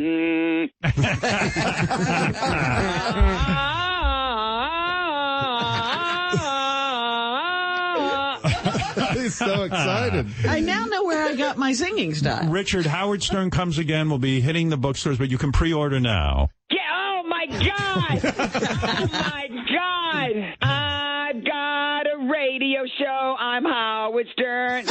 All right. So, yes, and now I have a book. When I'm stuck with a day that's gray and lonely. Wow. I'm singing. When a man loves a woman. Yeah. All right. Well, you're obviously excited, and everyone is, and I want to thank everyone for all the phone calls and nice words and all that stuff, okay? I love you, Howard. And I have loved you for how long? For over, I don't know, 30 years maybe I met you. Just say something romantic. All right. Just say something sweet. I think you have the sexiest legs I've ever seen on a man. I love you very much, Howard. Say something about me. Haven't you noticed? All right, okay. Suddenly I'm bright and breezy. Thank you, everyone. Very exciting. Howard Stern comes again. There you go. Uh-oh. Wait a second. I have to interrupt this song. JD's wife is on the phone and really upset that I'm not using JD. Here we go. On the documentary about my book. Yes, JD's wife. JD knows how to make movies or whatever. He founded the JD Film Festival, and he made the top 5 or whatever. All my point is that, I'm a pretty big guy in the industry. I've been around many, many years. This book's important to me. I don't know if I feel like handing over the documentary to the JD. He hasn't exactly done a lot. Well, he knows how to say action and stuff. He does? You know how to say action? He watches movies all weekend. He's an expert. He is? Yeah. I made out with Jay-Z's puppet and whatever. Yeah. All right. So you're saying JD is an expert. I should trust him with this documentary because he watches movies all weekend. Yeah, he's like a cinematographer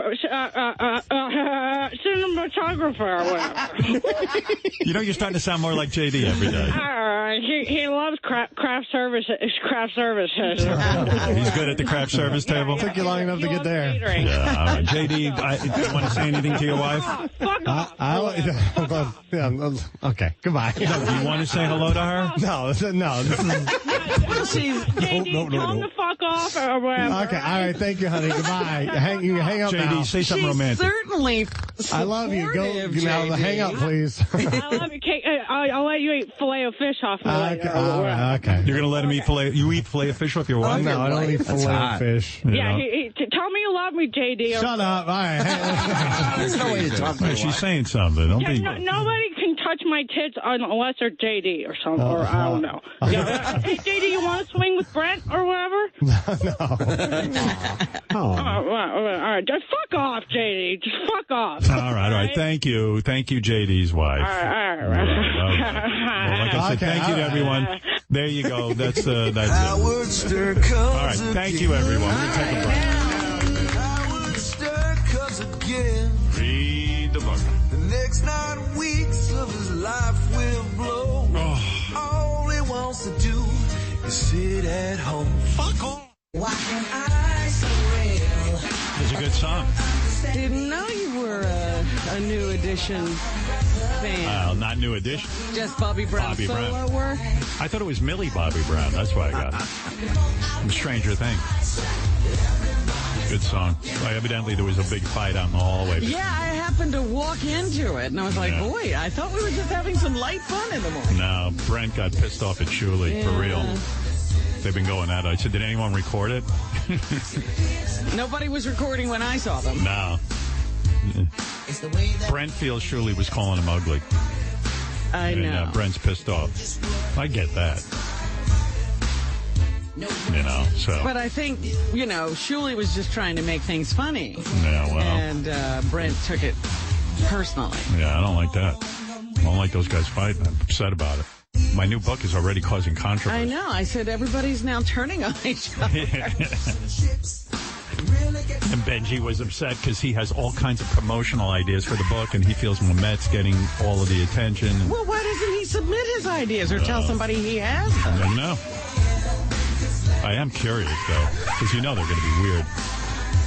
You know what I just did? Forget all that fighting. I just pre-ordered the book. Did you really? Yes. That's what I did during the break. Wow. I'm honored. How exciting. I hope you'll sign one for me. You? I don't know. We'll see how you behave. Yeah. Good. I'm excited for you to read it. Yeah. I did write quite a few things about you. Uh-oh. Where'd I show up? Yeah, you show up. I mean, look. I'm not going to write about you. I see you every day. You can't avoid it. I can't believe you only ordered one. I feel you should order. I didn't. Who said I only ordered one? Oh. I feel, well, I was How going to say. How many do you think I ordered? You need at least 50 because of, you got an entire witch's coven that has to That's read right. the book. I have to make sure everybody gets the book.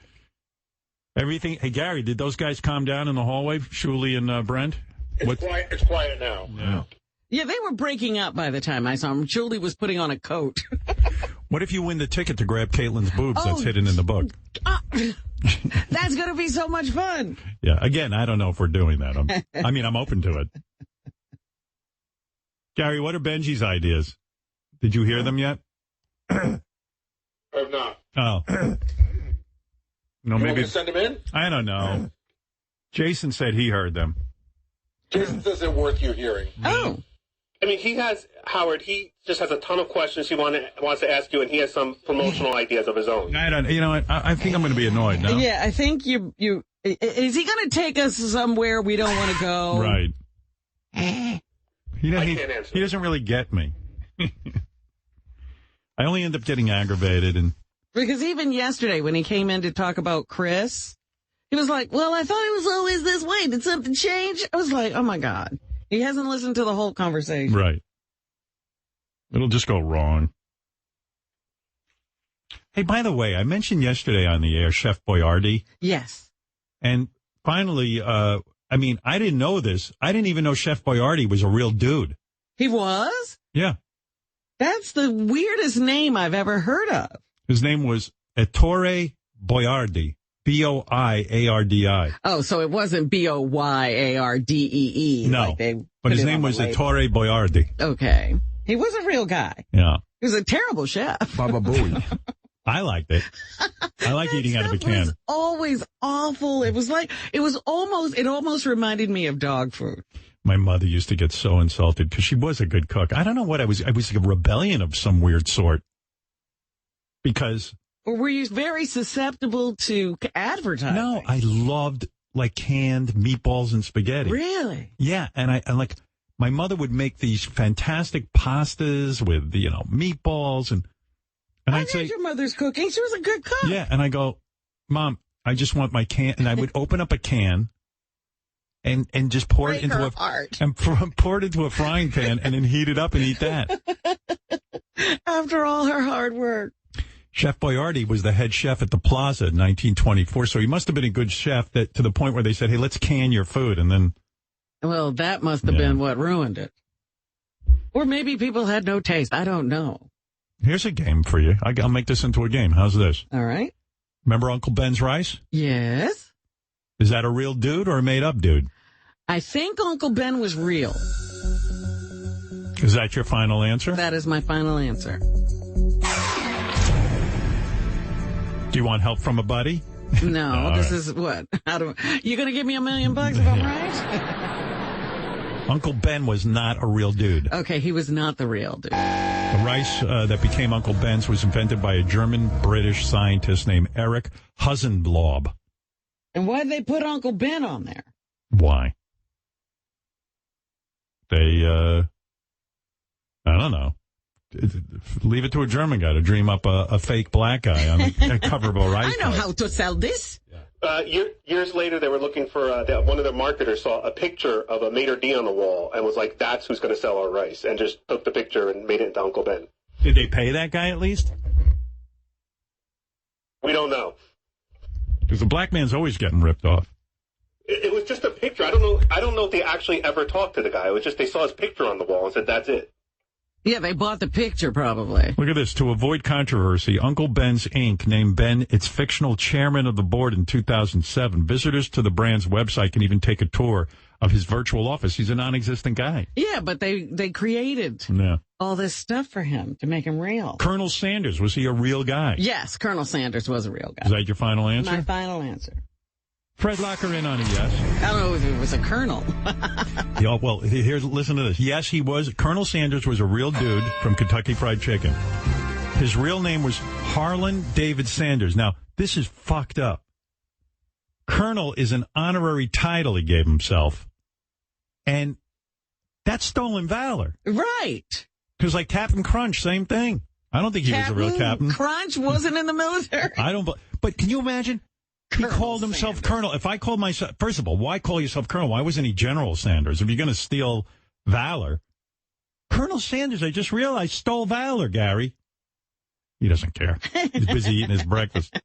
Both can't talk now. Shrimp. Colonel Sanders was not a colonel. I had no idea. I never thought about it.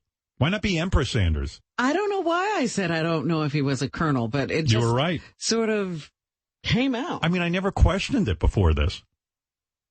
I just assume when a guy's a colonel, he served in the military. Who has the balls to call themselves colonel, except for Colonel Gaddafi? But even Colonel Gaddafi was in the military. Well, I hate to say it, but, you know, back in some of those old movies about the South, Yeah. the plantation owner, they called him Colonel. Hell, hey there, Colonel. A colonel being good to us tonight. Well, what did the Colonel say? Yeah. They should have slit the colonel's throat. I mean, not Colonel Sanders. I mean, he didn't own slaves. So I don't know if he was hearkening back to that with the white hair and the handlebar mustache. That is fucked up. And why colonel and not general? Because, like I said, on the plantations, he was always a colonel. I don't know why there were no generals. Well, I on told the plantation. you. I never understood Colonel Gaddafi calling himself colonel. He should have been general. All right, Aunt Jemima, real or fake? Now, I think Aunt Jemima's fake, too. Lock her in on fake. You are 100% right. She was inspired by a minstrel show song called Old Aunt Jemima. Oh, boy. Which I don't know if we ever found a copy of. We looked. That's out of print. Isn't that weird? Like, she's not even real. Yeah, I thought somewhere in my past, all those things came up, and I missed Uncle Ben, but I knew Aunt Jemima wasn't real. Feels racist to me. Oh, is this the song? It was very racist. It's the only thing I can find. Yeah, but this ain't it. It's the song. Old Aunt Yeah, Jemima. I know, but it's not the one that it doesn't match with the pancake box. Okay. Yeah, I've already looked into it. Alexa Hente, real or fake? Alexa Hente, the guy with the coffee? Yeah, from Savin Coffee. Whatever it was. I'm going to say fake. Yeah, fake. You're right. You know who played him? No, who? Ricardo Montalban's brother, Carlos. Oh, who knew that Ricardo Montalban had a brother? Yeah. He was Alexa Hente, the demanding one. One of my favorites. Anyway. I was watching that tribute to Aretha Franklin.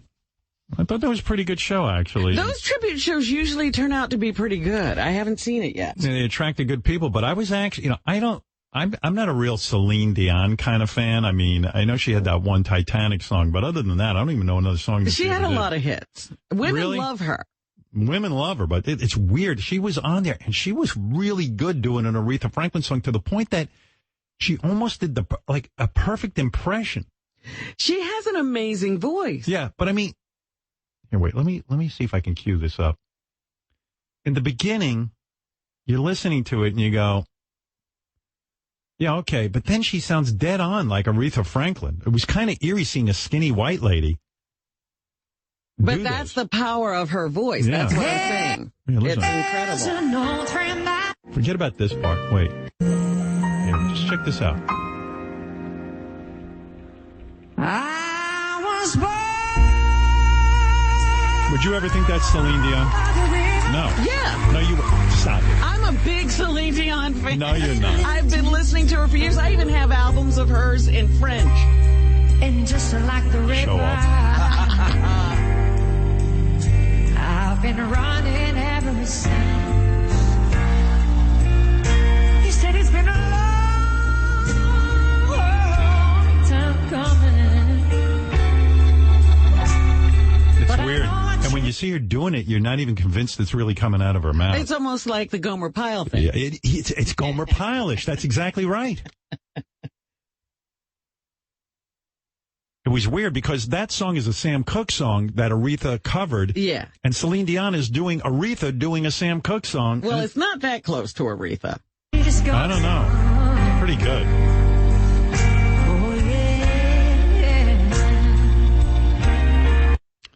And then they go to all the people in the audience who are mostly black, and they're approving. And that made me feel good. You are so silly. Yeah, I like that racial kind of stuff where everyone feels like they're on the same team. I got to go see this now and see if it actually happened or you made that up. The up. best is when the director cuts to the black people like smiling and like they have a section of black people. Yeah. Oh yeah, like all the black people are smiling at the white woman, and that means it's almost like the Apollo Theater. Celine Dion does not need anybody's approval. Wow. And the song is all about the black struggle. They even have like pictures of Martin Luther King and the Kennedys and the civil rights movement. Black women were crying and standing in the audience. And I was like, you see, everything's fine. No, when they're standing and crying, it means something's wrong. Uh-oh. I like Why are they crying? If everything was fine, they'd be fine. No, I like that it was a white woman honoring Aretha Franklin and black people were smiling. Well, smiling is one thing, but if they're standing and crying, that's not a good thing. I grew up in a black community. I always dreamt that like maybe some black people would stand up and cry when I walked around. No, that means they still haven't gotten over what's happened. I thought it meant like Celine Dion was, a nice white woman. No, it means we're still fucking pissed and suffering. No. That's why you don't want to see anybody crying. You didn't see it, huh? Because at one point, Celine Dion was picking cotton, as she sang, to show the oppression of this country. That probably would have started a riot. Can you imagine if she did that? But anyway, it was really nice. It was a nice tribute to her. Kelly Clarkson, Fantasia Barrino, who's now Fantasia. She's only one name? Only one name now. This is Kelly Clarkson. Kelly Clarkson. Hey, I heard that the other one, the country one from American Idol, was there too. I didn't see her. I didn't watch the whole thing. I fell asleep. I mean, come on. How much of that shit can I take? You weren't watching The Bachelor? Yes, I was watching The Bachelor at the same time. No, I taped the Aretha Franklin tribute, which I really loved because I loved Aretha. Thought she was great. One of a kind. Amazing voice. And, I thought it was nice. A nice tribute. I'm not being negative for once. Well, I just thought you would be, after that last week of The Bachelor, I thought you'd have to be tuned in. Yeah, don't worry. I'm up. Believe me, I'm all over The Bachelor. It's the greatest episode last night. Oh, it's terrible. Yeah. I have to keep staying up to watch. I know. Poor woman hasn't slept because of The Bachelor. All right. I got to take another catch-up break because we fell far behind. But when we get back, I'll do a whole bunch more stuff and, and then some right after these words. And now for your listening pleasure. At WNBC. At WCCC, AM and FM. Song depresses me.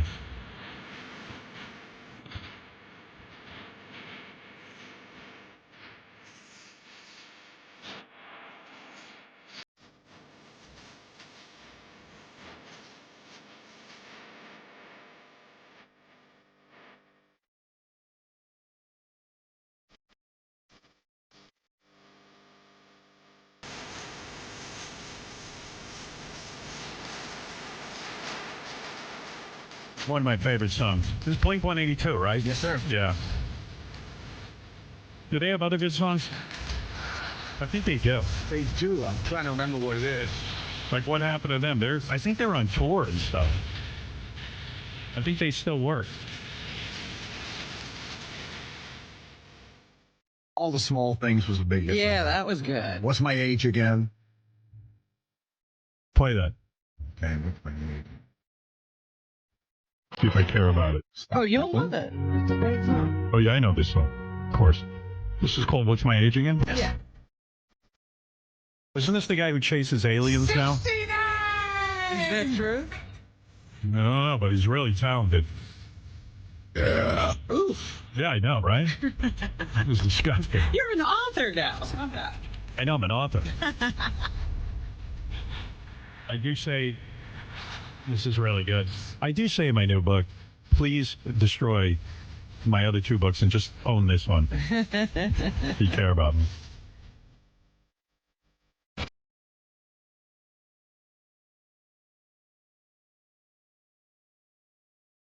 Oh, yeah, they're on tour. Blink Yeah, 182. I just was looking at that. The Warped Tour. This summer they'll be on tour. All right. Thank you. Man, I'm worn out from book promotion already. Well, it was big. That's how I don't, that's the only reason. Because Robin knows for 2 years I've been complaining to her off the air. I said I don't want to really even announce. I didn't even know that I'd finished this book because it was just taking so long. I was almost afraid to ask. I know. Because I was like, are you done yet? I know.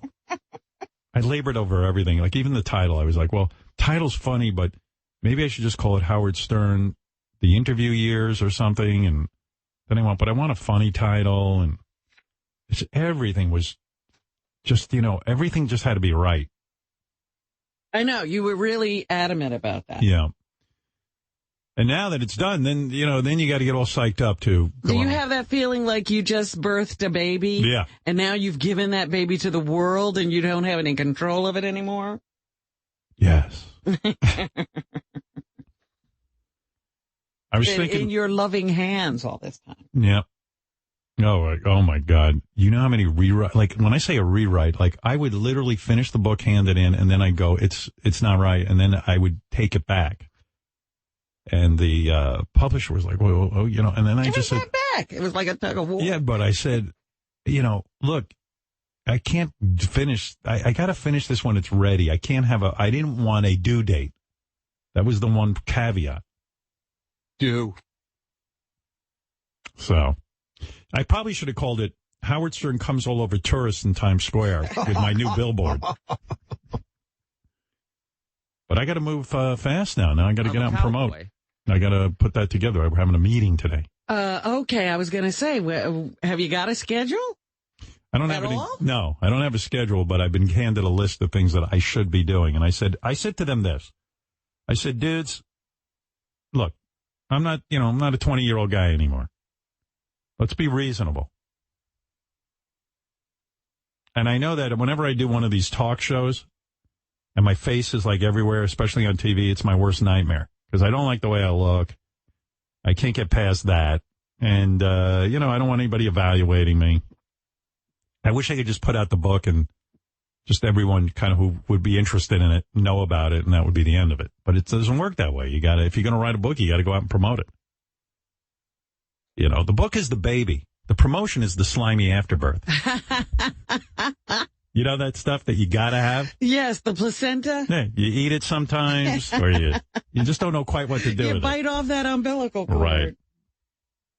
But I'm so proud of the book that I do want to go promote it. Good. And, I just got to get my shit together. You just got to get your mind. You got to prepare yourself. Yeah. I mean, after AGT, I just said, I'm taking years off because it fucking was a pain in the ass. And then you got right into this. Yeah. And then I got right into this. And then I was like, I'm going to take my time with this. And boy, did I ever. But it was constant. I was so happy when I handed in the book. I said, I'm done now. This is it. We're done. And they were like, really? Because I've actually said I'm done before. Several times. And then called it back. Yeah. And I said, no, this is it. I'm done. I was talking to my mother, and I told her, I said, oh, she goes, what have you been up to? I feel like something's wrong. Oh, dear. That's what she told me. Yeah, she always thinks something's wrong. She's like, what's wrong? I go, nothing's wrong. What have you been up to? And then I went, I finished writing my book. This was the conversation last night. Because, you look for stuff to talk to your mom about. At this point, we kind of talked about everything. You know what I mean? And after the 25 minutes on how she's feeling and how my dad is feeling and which doctors they've seen, you get into something else. What's wrong? I feel like there's something wrong. Oh, well, Mom, no, everything's great. In fact, I just finished my book.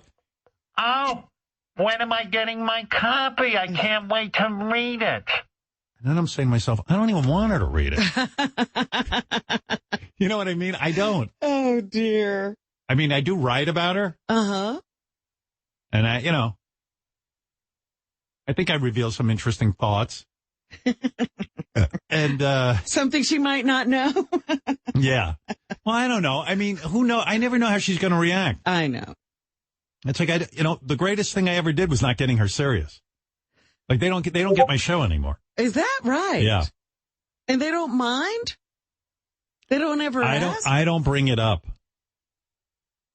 Because they used to sit by the radio and listen all morning. And then sometimes my mother would call me upset, or I'm like, well, who needs that? I know the big time was when she called you about Gary. Yeah. And started lecturing me on how to treat Gary.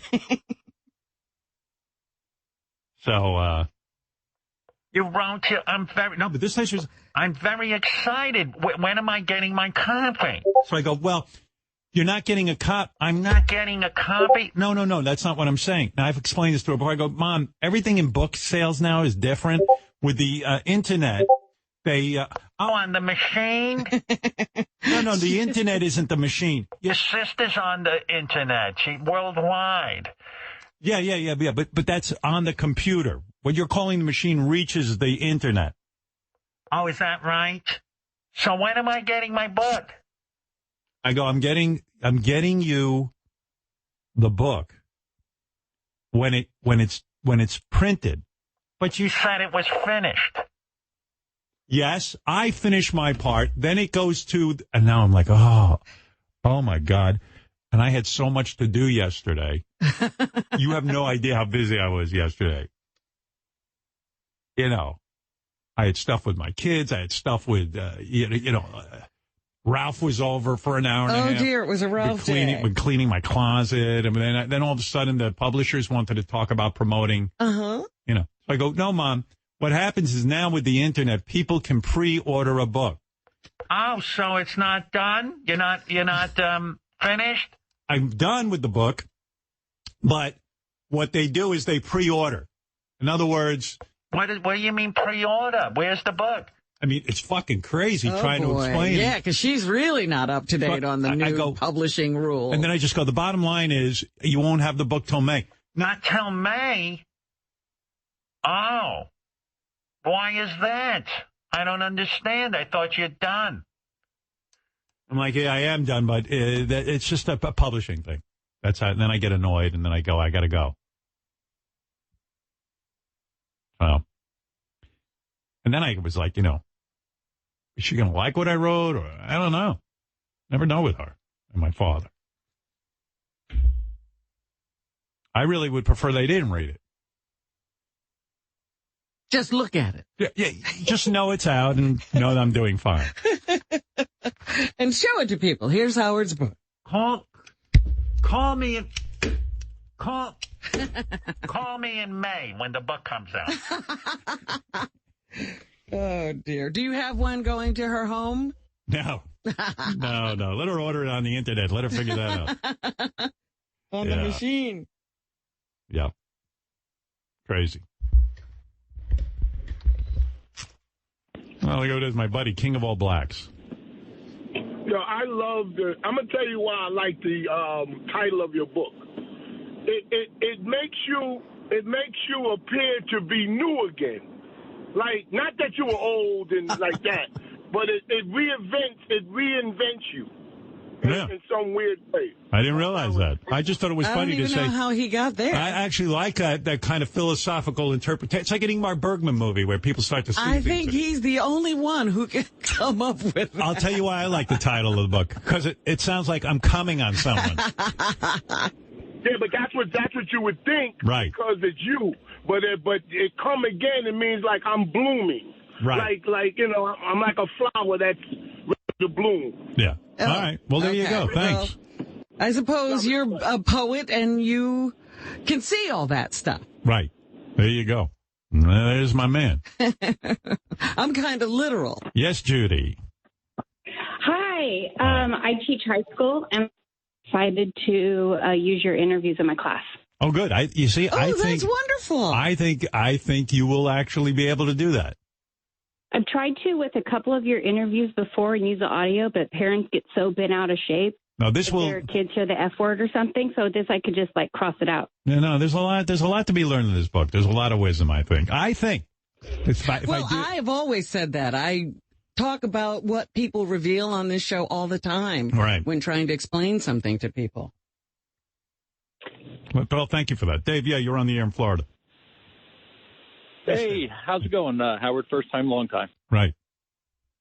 I just wanted to let you know, you were talking earlier about Colonel Sanders and him being a colonel in stolen valor. I didn't know if you were aware that in Kentucky, the Commonwealth of Kentucky, they do have an honorary title of Kentucky colonel, and that's just possibly where Colonel Sanders got his title. No, I don't know, but I say no one is allowed to call themselves colonel unless they're in the military, and they're a colonel. But that's what I was talking about. There were a lot of guys called colonel down south. Yeah. Yeah, it's just an honorary thing, and maybe that's where they... I don't know. I don't know that for... I don't know. How about he just fucking gave himself the name Colonel Sanders? It's possible. I mean, you know, it's great chicken. I got no problem with that. All right. I don't think anybody should call themselves colonel if their occupation is murdering chickens. Yeah. Like what? Like, he's the general of murdering chickens. Wow, this guy's a military guy. He must be a real killer. Yeah, he kills chickens. You know, and then they, like Elvis's manager was the colonel, and I used to wonder, too, did that guy serve? Colonel Parker. Colonel Parker. Did he serve in the military? Well, it's funny because as an entertainer, I'm an Elvis tribute artist, and that's how I got my Kentucky colonel status, by doing some shows out in Kentucky. And it was something that's bestowed upon you if you bring credit and, you know, fame to the Commonwealth of Kentucky. No, I certainly So this guy we're talking to is a colonel. I certainly don't approve of Elvis impersonators being honored in Kentucky. I mean, that's what Kentucky has going for it, Elvis impersonators. Colonel Elvis. An honorary title for being an Elvis impersonator? This is bogus. You take what you can get, Howard. It's unbelievable, Dave. Let me hear you sing like Elvis. Well, please release me, let me go, or I don't love you anymore. Down, boy. He's more like a colonel than Elvis. Yeah. All right, very good, Dave. Thank you. That's Dave in Florida who says he is an honorary colonel. Yeah. Colonel Fake Elvis. Crazy, huh? Oh, you know who's celebrating down at Largo about my new book? Rocky Pendergast. Oh, really? Yeah, hello, Rocky. Hello, Howard, my dear. I'm calling you live from Largo, darling. I love it. Everyone's celebrating the big book announcement, aren't we? Woo, yeah. Who's there with you? Any celebrities? The top of the top. Why, just in front of me, I see Fred Schneider, Scott Baio, Whoa. The Situation, Sorrentino, William Hung, who could forget Cindy Margolis, China Phillips, Robin Lord Taylor, Doug Stanhope's wife, Bingo, Chuck Negron, the inimitable Steve Brandano. All celebrating, Howard. We love it, oh God, we love it, darling. Who is that? Margulies? What's her name again? Oh, 1 second, Howard. Did you say Howard? I'm on the phone with Howard. Hey, everybody. Howard Stern's here. No, he's on the phone. Everyone. Oh, God, Howard. It's a stampede. A stampede at Largo. Oh, they're running. Careful, Rocky. I'm being crushed, Howard. Oh, my God. Oh, no. Oh, my God. Oh, my God. Robin, I don't know if he's going to survive that crush. I hope we'll all say our prayers for Rocky. I hope he got to someplace Terrible safe. stampede at Largo. Yes. What's that? Cindy Margolis. And Fred Schneider were there. Did you hear all the celebrities? Fred Schneider, yeah. Chachi. My book is causing casualties. Scott Baio. My mother is on the phone, wants to congratulate me. Really? Yes. Hi, Mom. Hi, Howard. How are you? That's really my mom. But her voice has changed. Howard, I want to congratulate you on your new book. You know, High Pitch, if you're going to do a woman's voice, you don't have to, like, put on a fake voice. You have a woman's voice. You caught me. I caught you. I'm sorry. I knew it was you. I could tell. Hey, Howard, I might be moving to Canada. Why?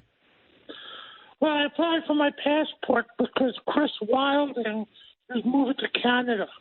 You know, you're making a joke, but first of all, you can never leave this country because this country gives you so much support. But we got a lot of nice letters from people. People were really upset that I revealed yesterday that Chris Wilding, who works on the show. But I'm sad about that. That's kind of fucked up. Well, you're a big anti... Well, I thought you were running for president, so you can change it. Well, I'm going to change it. I'm going to fight for Chris to stay here. Well, you're not the only one. A lot of fans were appalled the way we may lose Chris. Here, I'll read you some of the mail. Chris Wilding cannot leave. Please do everything you can to keep him in the United States. I love him so much. This country is not moving in the right direction if people like Chris are being turned away. It's disgusting. Here's another one. I've been trying to move to the United States from Australia for a while. To be able to work and stay there is very hard to do, and it makes me really sad. A lot of fans did agree that Chris needs to marry someone to stay in the country. Robin, you offered. This one says, I'm not gay, but I might seriously think about marrying Chris Wilding just to keep him in the country. Isn't that nice? This one says, I'm pretty sure Ralph will be okay with consummating the marriage with Chris. Come on, Ralph, it's time. Well, I'll marry him. You would marry him, right? Yeah. But you know the government says if it's a marriage, it's got to be a real marriage. You'd have to consummate. You'd have to blow him and let him fuck you in the ass. Well, come on, Chris. It's up to you. Wow. Oh, no problem. Very generous. If Chris wants to do it, I'm up for it. Really? Yeah. Oh, my God, the wedding. We could You know what, though? This is a legitimate way for Chris to stay in the... Yeah. And the wedding would be amazing. I would do it during my book signing. Come on, Chris. What do you say? Chris, you wouldn't marry Chris just groaned at the offer, I'm being told. Yeah, what do you mean? Dude, all you have to do is fuck Eric. But he soaked me up in that chair. Seriously, to stay in America and work on this show, you're not going to want to marry I mean, I'm going back to Canada. I'm not going back to Iraq. No offense. But you only have to blow him once and fuck him in the ass once. I mean, and then it's constant. Yeah, then you're Can fully he blow married. me? Yeah, he can blow you, sure. Eric, you're very sweet, first of all. Yeah, that's that a was really nice. sweet offer. Right. I'd have to think about it. I'm getting a lot of marriage proposals, to be very honest with you. Are you? So he has a lot of competition? Yeah. Well, it's a lot of guys, they go, listen, I'm straight, but I'll take one for the team and I'll marry you Then they're so not you can straight. stay here. But that's very nice. Well, some of them are sending me dick pics to make me feel better. No kidding. And they're supposedly straight, too. You want me to send you a dick pic, too? Yes, he does. Sure. All right, give me like a half hour. I'll send you Yeah, a he's dick got to pic. get it up. I was going to say, how can he take a picture of his dick? He's got a phone. It's a process. But he can't get through the Yeah, folds. but he'll take a Viagra and something will pop out. And I'll send it to my iPad. Eric, can you see your dick? Yeah. Oh, you really can? Like, I mean, if you look down, you see it? Yeah. I don't think so. Remember when we had that contest? Yeah. Over that enormous belly, you could see that dick? It's not enormous. I mean, you know, it's the belly or the dick? He can't see his dick. No. I know he I can't. could see my dick. Really? Chris, Yeah. give me till 10:15, 10:30. I'll take a picture of my dick. Why do you need so much time, honestly?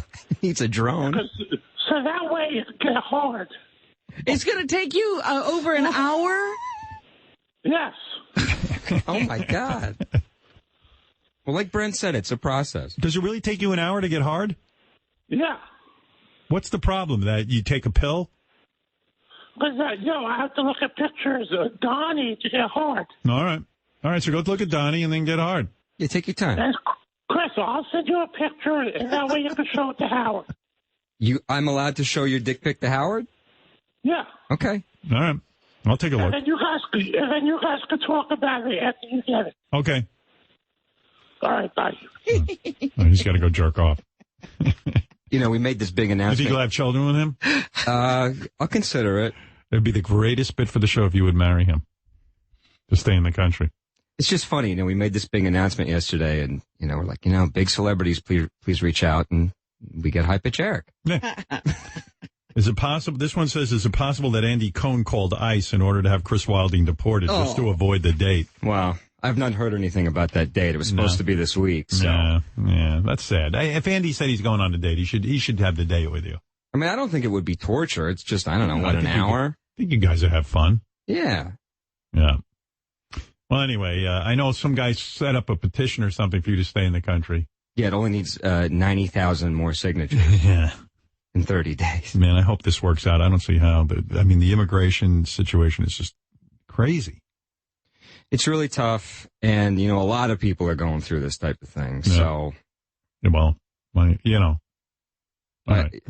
that's it. I know, man. It's I couldn't even sleep last night, and then I was listening back to the segment, and I was crying again on the train. And, really? Yeah, I mean, it was a very very sweet thing you did and continue to do, and a lot of people back there are helping me, and I'm very, very humbled by it. So. And you know what you should do before you leave this country? Buy a book called Howard Stern Comes Again. Yes, for your trip home. It's good reading. If you could sign it, that would really be a nice keepsake. No, we've got to do everything we can. So thanks, man. See what happens. All right, man. Hey, by the way, I got a lot of mail on that condition you were talking about, phimosis. Phimosis? A lot of mail on that? Phimosis penis. And there was like a real health concern with that phimosis penis, where you said it's the guys who have foreskins. Their foreskin gets fused to the head of their penis. And I think what might have happened with this guy in particular, I put 2 and 2 together afterwards, but he was pre-diabetic, and I think that can be part of the deal. You get phimosis where your foreskin will not pull back even when the penis is fully erect. What happens is sometimes there's scar tissue from, overuse or some kind of other trauma, and that can start the whole process too, and disease. How are you like pre-diabetic? What does that mean? Pre-diabetic? It just means that your insulin production is slowing down, or your cells don't recognize your insulin. And why would that affect the skin on your penis? Well, it affects healing. Yeah, and blood flow. Oh. Jesus, did the guy come when you were fucking around with him? Yeah, but here's the deal. I wasn't wearing my glasses. Yeah. So I would be really curious to see how it came out. I would imagine it was like a high school volcano, like science project. It doesn't get all caught in there? Just kind of seeps out. Jesus. What a weird thing. Yeah, it was pretty gnarly. And it's a shame because, again, the guy had a really nice cock. It just... It looked like it was in bondage. Here's a woman, a nurse. She says she knows something about phimosis of the penis. Hi, Melissa. Hey, so especially with diabetic patients, if they don't get it taken care of or go and get like a recircumcision, it can get infected and necrotic, and then they have to cut off the tip of his penis. Oh. Yeah. So it can be really bad, especially with diabetic patients, because, like Robin said, the healing is really bad. It cuts back on blood flow, and it can get really, really bad. Man, I never heard it. I don't like hearing about conditions of the penis, man. It's nasty. I don't like phimosis. I don't like it. I thought it was a mimosa. It's bad. Yeah. No, and we get patients in their 70s and 80s that haven't had circumcisions, and they have this condition, and they have to come in and get circumcised when they're older, so they have to go under anesthesia, and it's like a whole surgery. Yeah, and I heard it's painful, too. Oh, it's got to be painful. Well, how do you like when they do it to a baby? They don't even give them any numbing or anything, or... Well, they give them sucrose. They give them sugar. So when they're babies, the sugar acts as like a type of painkiller. Oh. And so the babies don't even know that it's happening. They give them like bullshit. They scream like crazy. Well, I don't know. You want to do it when they're babies or when you're 75? And no, better a baby. But how is sugar a painkiller? I mean, come on. Yeah. Bullshit. I think you're guessing. I think that's BS. Yeah, I'm getting blood flow right now. It's like an old wives' tale. I don't know. That's really fucking nasty. What did it smell like? What did it smell like? Shit, you say, It smelled like yeasty cheese. Wow. It's just like yeast that's caught in that pocket, and it stays there, and it gets infected, and it's really gross. Whoa. Really, really gross. See, this is you need why. to go see a urologist like ASAP. Are you saying like the tip of his dick could have just fallen off? Well, he's not necrotic yet. No. He's not necrotic. Necrotic You'd is have noticed. It could have just fell off in your mouth. No. When it's necrotic, it turns black. Want to hear something weird? Yeah. Fred's erect right now. He's so turned on by this. All right. Thanks, Melissa. Thank you. Bye-bye. Wow. I usually get a dick pic before the date. Yeah. You didn't get one? No, I was trying to be like, all right, romantic. In other news, besides Chris's horrible immigration story, The Ronnie and JD puppets are big hits. Fans love the new puppets. People are looking at them on the app. That's how they're seeing it. So I suggest you get the app. It's free. If you have a Sirius XM subscription, you're all set. That's it. Just plug in all your words, password. How about getting a puppet for Bobo and King of All Blacks, this guy says. Well, there's an idea. Howard, your suggestion of making puppets of your parents is nothing short of brilliant. Howard, I would like to see a Khaleesi's agent puppet and a Millie Bobby Brown's agent puppet. All right. Well, we'll look into all of that. Maybe. Then finally on Richard's wine tasting, I'm not sure if anybody pointed this out, but if Richard is able to taste beer and wine through his ass, wouldn't he be able to taste his own bowel movement every time he takes a dump? Now that's something. There you go. So, something to think about as you're walking around today. All right, I got to take a quick break. We'll be back right after these words. I'm a man. Into my vein. Same. This is me and Lou Reed singing together. Thank you. Thank you, ladies and gentlemen. Lou, take it. This is the problem when we play my favorite songs. I get caught up in the...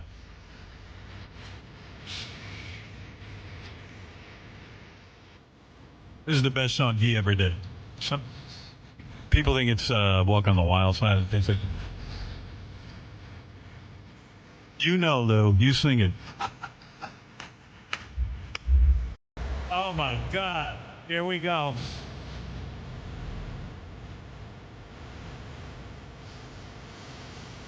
Guy wrote a lot about heroin. Heroin never sounded so appealing. It's weird, right? When I used to listen to this, they almost sucked me in.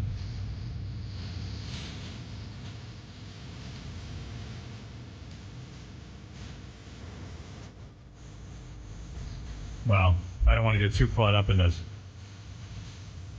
Yes, Lou Reed, gone but not forgotten. I told you that story where I met him. He doesn't like me, Lou. Well, he didn't like me when he was alive. You didn't meet him after that, did you? Well, what happened was, I think I had mentioned on the air a few times that he looked like Joe Piscopo, and I think he got offended by that. Or who even knows? Maybe it was me, just, my outrageousness and all my nonsense that... and then we were doing one of those broadcasts where a whole bunch of radio stations chimed in on our action, and they crowbarred themselves into a room with me, and then they all got to interview Lou Reed, except for me. Except for you, and he was walking away. And I was like, Lou, come here and talk to me, the king of all media, Howard Stern. Lou. And he ignored me.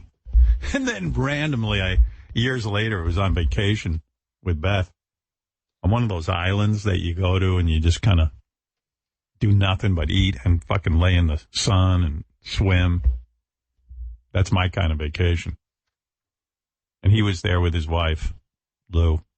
And it was weird because, he wouldn't say hello to me, and I didn't say hello to him because I don't like to annoy someone. Because if I get the vibe they don't like me, I don't want to, I don't want to put them. You don't think, I can turn this around. Yeah. I'm not the type to go, hi, Mr. Reed, if that's even your real name. And his wife, Lori Anderson, was there, and they had their dog, cute little dog. They had there on vacation with them on this island, and it was the kind of island that was very tiny, so you kept running into each other. Oh, you couldn't avoid him? Yeah. And he was just sitting there relaxing with his wife, and I would just be on edge, and I went, how the hell can I just get away from this guy so I don't annoy him? And he can have his vacation, I can have mine. I felt awful because I was like, I don't think he's real comfortable. I think the guy would say hello to me if he was, wanting to say hello, and he didn't. Yeah, you'd think it maybe after a couple of days he'd just go, what the hell? Yeah. But I'm a big fan. I mean, I know. You always were. Love it. Transformer, I played his records for years when I worked in freeform radio and you could play whatever you want. I would play all his shit. But I must have said some fucked up stuff about him, because me. Sometimes I'm just busting balls and having some fun and, But sometimes people objected to the show in general. Right. I don't even know. Yeah, because I'm what disgusting. His deal was. Right. Hello, it's Howard, please. Oh, there it is. Ignore me, Lou. Lou Reed, I can name every one of your songs. Why do you ignore me? I love Walk on the Wild Side, Sweet Jane. I say Walk on the Wild Side. See, that's why he didn't like me either. Because I go, Lou, I can name every one of your songs. Walk on the Wild Side, Sweet Jane. Did I say Walk on the Wild Side? Come on, it was a joke. Yeah, it was a joke, man. I know other songs, kind of. But, you get into these things, Robin. What are you going to do? There's nothing to do. You just have to go on. Yeah. You're not going to please everyone. Even some people you love. Today was a busy show. I announced the birth of my new book, Howard Stern Comes Again, and Shuli and then Brent ended up getting into something where now they're not talking to each other. Oh, it really got that bad? Yeah. Brent feels that he was called ugly by Shuli. And I understand. Aren't guys kind of immune to that? No, guys are sensitive. Want an update at all? Brent, yes, you want to just I give want us to know if Brent's okay. Brent, who cares if you're ugly? I think I you're don't hot. think he's ugly. Nobody No. else chimed in with Shuli. I like Brent. I like the way he looks. Brett said he'd go out with you. What's the update? You guys are really, I heard you really went at it in the hall. A little, yeah. Yeah, you're really deeply offended, right? It's just, I just thought he was extra personal and nasty about it for some weird reason. Like, I don't know what the reason You're a is. nice looking guy. Don't get all bent out of shape. It's just, it was just the attitude, like I'm ugly and I should end it all. Like it's, right. Now that you're whatever. adding to, he never said you should end it all. I know he didn't say it. Quite frankly, the two of you look kind of similar, honestly. You have the shaved head and the, Except I'm bigger and way more rugged. Hey, I often said Brent is the Brad Pitt of the office. No, not that I'm some good-looking guy. Right. I mean, no, you're a nice-looking guy. Yeah, I was looking at you. I was like, "What's wrong?" I was when I was in my 20s in the Marine Corps. I looked good, but you look not good now. I mean, come on, Stop Fred. it. He's good-looking, right? No, but I get it. Like I've lost my Fred hair. didn't say anything. No, I'm sorry. I think you said Brent. No, I said you, Fred. He's not a bad guy. Yeah, not a bad looking. It looks like the guy from Judas Priest to me. I don't know. Yeah, I get that a lot. There's Rob nothing wrong Halford with from it. Judas Priest. I'll take that. Yeah. Guy's 70 years old, still out on tour. So where were you at with Shuli? You're like not talking to him? No, we just had a conversation in the hall. Oh, you did? Oh, yeah. Is it true? Did you say that? Somebody told me this, that you guys share an office, and you said you were going to make Shuli's life a living hell. I'm going to annoy Shuli, so but we do that all day anyway. I see. And what is this? You're challenging Shuli to who has a better body contest? Mamet had this idea that we need to do a staff summer hot body contest where we all come in here in the banana hammocks, right, and have judges and see who has the best body. And you're saying you could beat Shuli? Easy. Wow. All right. Let's do it. Well, there you go. One wonders what work is being done in that office. Well, that was the problem. I was trying to get something done, and there they were clogging up the hall, and everybody was watching them fight. Surely, is any work getting done in those offices with you and Brent going at each other? A ton. You'd be surprised. I guess when you're not getting along, you can just get down I'm to work. shocked, Howard. I didn't think I was coming from a malicious place. I don't think I was being... A little bit. You were a little out of line. I don't think so. You listen. It was funny, but a little bit out of line. And that's what everybody gets a turn here. Right. Everybody gets their balls busted. I mean, I like the idea that Brent's the world's most unsuccessful swinger. But, I never said it because he was ugly. I just said I think when he starts staring like he does sometimes, it creeps people out. Right. But you've never been with me in those situations, so you don't know that I'm doing that. But I've seen you with that stare. So what? You don't know. Oh, they're going at it again. But you just make shit up. The other, you just make I'm not shit making up. it. Listen, with all the years you work for Bubba and all the shit he did to you guys and all the fucking stunts and all the shit that he busted your balls about, this is really bothering you? What I said? Well, when Bubba used to fuck with me, I used to get mad at him too. Like, to be honest, Bubba and I maybe it's fought all more the you time. than me. Like maybe you're just a little hypersensitive to this. Well, stuff. He's been insulted a little bit. You did say, he was not a successful swinger because he's But he's crazy not, looking. Howard. And Oh, God. No, he's not. But he's if we're claiming. going on statistics right now, Today. There's statistics in swinging now? This is a fucking I'm sport? just saying, if we're breaking it down statistically. Statistically. All right, well, listen, he's getting his feet wet for the last couple of years. He's trying to get in the game. And my wife did text me when I went back to my desk. She said, she reminded me, too, the other problem is her tattoos were healing a couple of times. Right. You can't do shit like that with an open wound. Oh, there you go. So she keeps getting things done so she can't. She's fine. We're going to... Shuli, what about this idea? Brent wants to challenge you to a better body contest. He wants you in a banana hammock. But this just goes to his insecurity and why this bothered him so much. I have no reason to compete in a better... I have a terrible body. Obviously. I know that. I have a terrible face attached to it. And I'm not mad at anybody else other than my parents. Did you notice, too, Brent is always blaming his wife for constantly healing from something. It's like she's a stunt woman. I'm not blaming her. She texted me. She's always in recovery. By the way, Tough Brent is on the phone who wants to yell at Shuli. No. This is a much tougher version of Brent. Me. Yeah, this is Tough Brent. Go ahead, Tough Brent.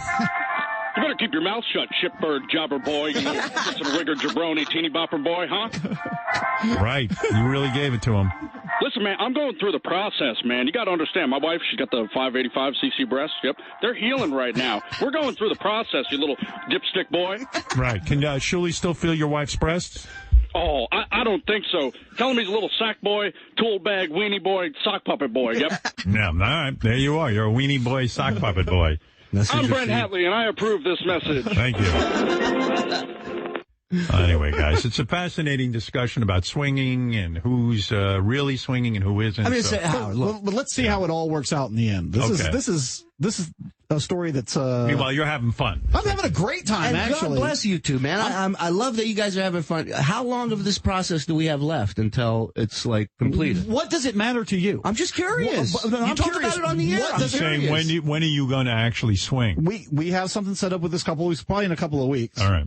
This couple we saw this weekend. Yeah, but why does it have to end? Let's keep on the journey. No, we're gonna. Yes, it's not ending. We're gonna get into some crazy shit. I promise you that. I heard you let someone on our staff feel your wife's tits at a concert last week, and you were smiling the entire time. You loved it. I did. Yeah. Well, how did that all come about? We were in line for the coat check after this concert. Right. And perfect. She'd been we had some drinks and we were having a good time. Right. Good time, and she's standing there and she says to the guy who works here, hey, are you excited about feeling my tits? And he's like, I think it's only, the people that are on air that get to go in and do that. She goes, well, that's bullshit. Here, feel them right now. Wow. Right there, huh? Yeah, and the people behind us in the coat check line were like, what the fuck is that? I don't want to bust the guy, but I heard it was Jim Meyer. Are they CEO of this company? Oh, my I wish it was Jim Meyer. Jim, he loved it. He loved it. He says thank you. He said they felt very good. He said they felt very, very nice. Yeah. No, it was not Jim. Now, am I on the dead to me list for you, or are we okay? Because you hold grudges like I've never met anybody before. Oh, absolutely. But it truly did insult you. No. He's just on the, he's got one coming back when the opportunity presents itself. Okay, fair enough. Well, surely be prepared. All right. Yeah. All right, there you go. Listen. It's a fascinating discussion. Yes, Jerry in Ohio. Hey, Howard. Yeah. The funny thing is, Shuli can dish it out, but Shuli can't take it. Climb on him for 20 minutes and watch the venom come out, because this is how Shuli rolls. Shuli is a very sensitive guy. I'll give you that. The fuck does that mean, everybody's sensitive around here. Everyone's a little bit sensitive. Everybody gets a turn. Everybody's been in the crosshairs. You react the way you react. Yeah, but Shuli, you fire back really quick. I mean, that's what I do. You, Shuli, but you do. You got a hair trigger. There you go. So I don't understand something. So you're at a concert, and the staff member says to your wife, gee, I don't think I'm allowed to grab your tits. No, my wife started the conversation. Okay. And then what does she do? Like, you're online at the concert where there are people. Does she take her tits out? Come here, Shuli. I'll show you. Exactly. Right, yeah. So she takes his hand and goes, here. Over the clothes? Over the clothes. And then she had a bra on. She goes, fuck it. And she lifted her shirt? Put him on under her shirt. Yeah. Wow. I put my hand on his chest. Yes. Oh. He's turned on by that. Yeah. What the fuck? Don't act like he didn't like it. So right there online at the coat check. Yeah. take out that titty and let him feel it. Yeah. Wow. It was a heavy metal concert, so like people there are not going to be That's offended. allowed. Everybody's grabbing tits. Yeah, it's. I love that they have a coat check at the heavy metal. Yeah. Well, it's hot inside the venue, man. Like, When I go to a concert, I don't check anything, man. I just kind of like deal, because I know when I want to get out, I want to get out. leave. like you just wear that hot coat. Yeah, right. Yeah, I wear my hot coat. I don't care. I like being warm, yeah.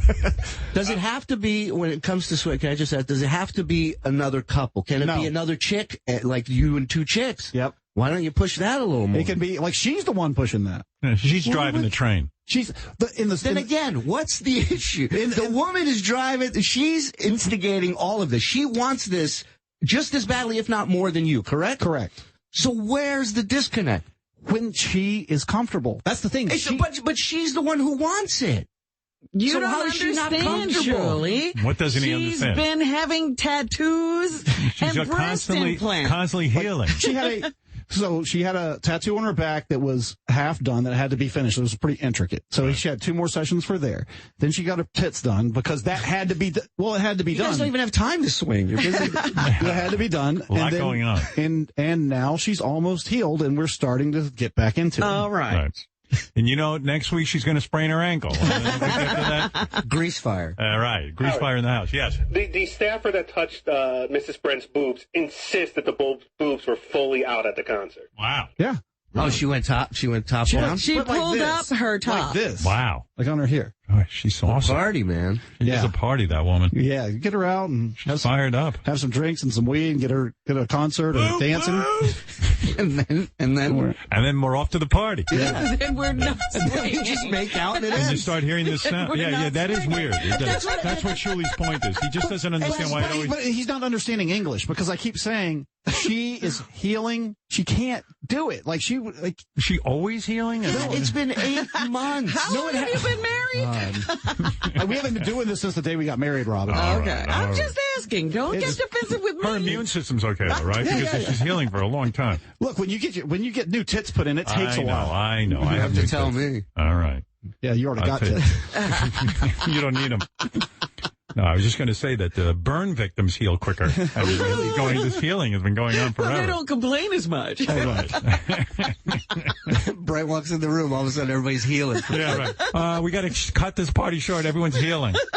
I rolled my ankle. I need some ice. We can't swing. Well, you listen. At some point, you'll all be eating crow one of these days. We're just having fun with I'm waiting. you. Okay. Now All stop right, it. take it easy. Prove us all wrong. Yeah. Well, I'm looking forward to the better body contest. Oh, yeah. Oh, yeah. Shuli, you're standing in front of the poster of my new How book. dare you? No, I'm saying with my head of hair against Shuli's head, it Oh, you looks think it's like Julie has hair? It looks like Shuli has hair. It's not a bad look for you, I'll be honest. That hasn't been since '79. Boys, it's unbelievable. All right, listen, I just want to know what was going on. Yeah, we're all That's good. All right, good. All right, cool. All right, there goes the guy. Robin, before I start the news, I did want to play you Lenny Dykstra sent you a special daylight savings time message. He wants to make sure I turn my clocks forward. Yeah, listen to this. This guy so loves you. Hey, Robin, it's Lenny Dykstra here. I love that voice, too. Hi, Robin. He can hardly say his name anymore because he doesn't wear his teeth. Hey, Robin, it's Lenny Dykstra here. Don't forget to set your clock ahead this weekend. It's daylight savings time. The bad news? That means one less hour of eating your cunt. But don't fret. I'll always make time for that beautiful black pussy. Just remember, this spring, if the sun is still up, Nails is ready to go down. It's so sexy the way he talks to you. And always black pussy, right? Of course. Yeah. Crazy. What do you want, Ralphie boy? Hey, maybe is Julie still there? Nah, I kicked the guys out. Well, maybe she's Caitlin's just being selective. Just because she wants a 3-way or 4-way doesn't mean she's a whore. She's going to do it with anybody. Right. No, they're taking their time. It's okay. Well, I'm glad you understand, Ralph. Yeah, I have a feeling, though, they're going to take their time. They're going to find somebody. It'll work. If it works out, the floodgates will open. It'll be like every week. Yeah. Well, that's what Brent is saying, that it's going to get wild. Yes. And I don't think it's going to do their marriage any good, but that's just me. Maybe I'm too conventional.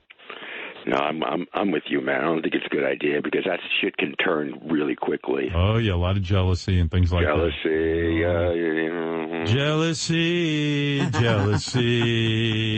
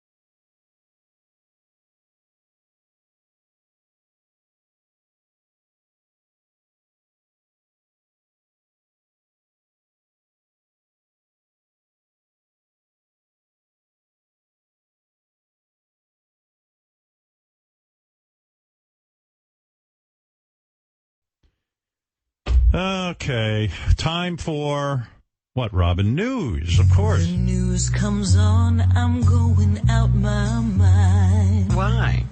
I'm so horny all the time. You are? Thinking about that juicy behind. I'm going to Robin's cave. You take care of it? I'll eat your backside, babe. Robin's cave is so tasty. It just got moist. When you sit on my face, I'm in my happy place. It's so tasty. I'm telling you, it's a meaty one. And your boobs surround, make a slapping sound. There's a really sweet brown eye. We'll get freaky, you'll see. Your cave and me, it's so tasty. My clit is mint. We'll get freaky, my sweet. Love you and me. You're so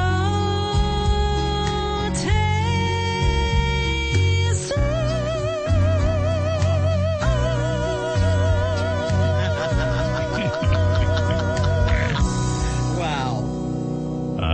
I love. Very rare for a woman to be doing You took the words Robin right out song. of You took the words right out of my. You know who sent that in? Lesbo Ronstadt is her name. Actually, Linda Robinstwat sent that in. She's got all kinds of names. She has two names. And isn't that something? Yes. Well, in... You just can't just say yes and move on. I can't. Not to that. That was some song. Well, I did love the end. Anyway, you were saying. Alex Trebek has made us more aware of pancreatic cancer right now. And we were talking yesterday about detection, early detection, because he's just discovering that he has pancreatic cancer at stage 4. Now, if you catch that in, I assume, stage 1. I think you'd be in much better shape. What can they do for that? Well, they certainly have treatments. I mean, they even try to treat it at stage 4 with chemo and possibly radiation. But only 3% of the people live, we learned yesterday. When they have stage 4.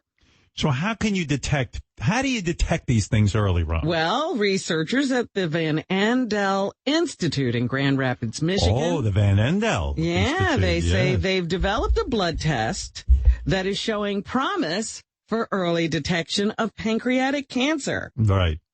It's often undiscovered until it spreads to other organs. See. So here's Dr. Brian Hobb, who says they've found a molecule which is elevated in most cases of pancreatic cancer, and that early detection could wind up saving lives. 113. That makes them candidates for surgery. Patients that do have surgical removal of the tumor, on average, have a much better survival than those that don't. So there you go. They would do surgery. He notes they need to do more clinical trials in order to determine for sure that the blood test works, which would be followed by tests on patients to ensure that results are consistent. Well, this is very good news. Yes, Tracy in Montana, Robin. You're a big fan of people calling in from Montana. I know that. Hello. Hello, hello. How are you doing? All right. How you doing? Good. Are you a cowgirl? No. I'm just, I wanted to call and talk about Brent. All right. Well, so I'm listening. Can I talk? You can do it. I mean, now would be the time.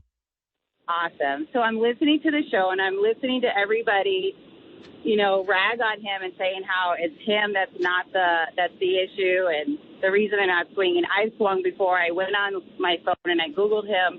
He is cute. I mean, he's not like, no Brad Pitt, but he's definitely cute, and I don't think that he is a problem whatsoever that they're not swinging at all. Yeah, you're breaking up a bit, so I think what you're saying, because Brent, this is very important for Brent to hear.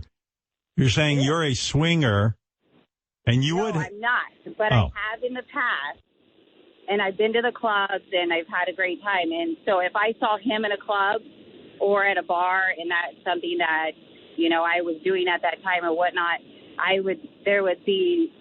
his looks would not be a reason I wouldn't sleep with him whatsoever. You like his voice and his looks.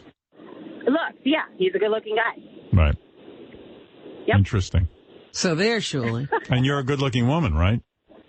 I once was. I mean, I have 5 kids. I'm older now, but yeah, definitely thin, hot, blonde, and so yeah, it was a fun thing to do, and I had a good time while I did it. But I'm married. You don't think this could be Brent doing an impression of a woman, do you? You think that's Brent? Brentella? I think it's Brent. Are you Brent? No, I'm not Brent. You swear? Because you sound, like maybe you could do an impression there. Not at all. All I'm right. driving. I'm in a car. It's early. It's raining, and I'm in California, and I just want to look at I always try to look up who you guys are talking about when I'm listening to the show. And so I looked him up, and he's cute. All right, that's cute. it. You've said it. Okay, yeah. Brent is cute, Yeah. Robin. All there right. you go. I always thought he was. Now it's definitive. Yeah, I always thought he was handsome. I always said to you in private, boy, that guy's handsome. Robin, what else is in the news? Well, I've been thinking about, the J-Lo and A-Rod got engaged the other day, and immediately Jose Canseco says, boy, I don't know why that guy's getting engaged. He's having an affair with my ex-wife. Right. While he's been dating J-Lo. Yes. Like, what's happening at home now between A-Rod and J-Lo? Is it easy for him to... Even if it's not true, which probably it isn't. I mean, I don't know. What do I know from J-Rod and A-Lo and Jose Canseco? What is their name? J-Rod and A-Lo. J-Rod and A-Lo. Did I say J-Rod and A-Lo? Yeah. God, I'm a funny guy. The humor just comes right out of me. But I'll tell you, this J-Rod and A-Hole, they, if Jose Canseco made that up, and even if he made it up, and it's just... Because everybody's reporting it. Yeah, it makes his life hell because J-Ro is going to, confront them about it and say, gee, this sucks. I mean, they're saying you're cheating on me. It's even going to put a thought in her head. But I hope A-Hole, what is the name again? A-Rod, J-Rod. I hope Hot Rod and A-Roll have a good life. I mean, listen, I don't wish them any harm. I just question this J-Ro because already is a fourth marriage. And, yesterday they went through her engagements. This is her 5th engagement. I mean, this is what I mean. This is ridiculous. It's upsetting And me. she keeps moving up in carat size, which is great. I mean, and the ring is so big. It's bigger than her whole hand. But, okay, look. I mean, and then I bet she's going to have a big wedding and the whole thing. Is she going to do that? I mean, after 4 times, I mean, she's had a couple of big weddings. It's a way for her to get attention, you know. I mean, come on. It's supposed to be socially unacceptable to make a big deal about your 4th wedding. J-Ro. I like A-hole. I don't know the man. I mean, sure, he's a very nice guy. What do I know from Bobo, J-Lo? Yes, Bert, you're on the air in Pennsylvania. Hey now, Howard. Hey now. Hey, listen, I just got a new car recently, and I stumbled upon Sirius. And there's your voice. I haven't heard your voice in so long, maybe since the YSP days. And Howard, in 5 minutes, I was home. I was back into it. It's funny. You and Fred and Robin, it's the same show it was 20 years ago. But guess what? It still works. It's awesome. You make me laugh every day. I'm curious, Bert. Let me do some marketing research. Why you were a fan in Philly? I guess you just weren't ready to pay for radio, huh? You didn't want to spring the bucks to come with us. Well, I don't know if that was part of it. I just wasn't familiar with it. Plus, I had an old raggedy car that didn't have Sirius. I had really conveyance of doing it. Too much of a hassle. Now I got it on my phone. You Right. know, Yeah, the technology has caught up, I guess, in a sense. yeah, it has. And I mean, and since, just personally, I am so happy to listen to your bits. Fred Ronnie is the greatest character I've ever heard in my life. That is the funniest freaking thing I've ever heard. Well, Fred has really found his home with the Ronnie. Blossomed, yes. He has really It took a good how many years? 40 years for Fred to blossom. But I mean, the guy. And please, when you call in, if you just rediscovered us, less Fred, more about me, okay? Yeah. Now, there he is. Hey, look who it is. Welcome back, buddy. How are you? Fred Ronnie, Bert is a fan of you. Thank you, Bert. By the way, in your new book, which is called Comes Again, is there anything about squirt? Squirt? There's a chapter on squirt. How about cock rings? Cock rings, yes, of Dildos? course. Dildos, of course. Pegging? All right, come on. NASCAR? That's what you know. Pussy? That's your book. Baby powder hand jobs? Anything but jerking off in your room with your parents having sex with a neighbor next door? All right, listen, Bert, Thanks, you. Bert. Listen, Howie, I got a quick idea for you. Good to have you back in the family. Leave it at that. Howie, listen, real quick. Yeah. Why don't, when you release the book, you give out a couple, 3 months of Sirius? Maybe you'll get 10,000 more people like me back in the fold. Maybe. That's a thought. Hey, what the hell? What's it going to cost? You're going to get it back in the long run. Another few tickets and another couple of bucks. Yeah, well, every book's going to have a ticket for something. It's going to be like a lottery. Well, you might just get a ticket to fill up Brent's wife's boobs. She's got enough problems. Thanks for taking my call, and thank you for everything. All right, good to have you back, Bert. Very good. Bert, I got one question for Bert. Go ahead. Bert, did you hear that I got fucked in the ass while you were gone? He did. He got fucked in the ass by a girl wearing a dildo. Yeah. We'll talk, Bert. Yeah, there's a lot to learn if you've been away. You better get on Ronnie's social network. See, the book will be good for Bert. He'll catch up on everything. Robin, what else is in the news? Everybody should get a Ring doorbell, Howard. A what doorbell? A Ring? A yeah, Ring you're doorbell. a big, you got that, I know. This doorbell video went viral. They actually caught a man sprinkling what he hoped was a flammable substance in front of his neighbor's door and then trying to light it on fire.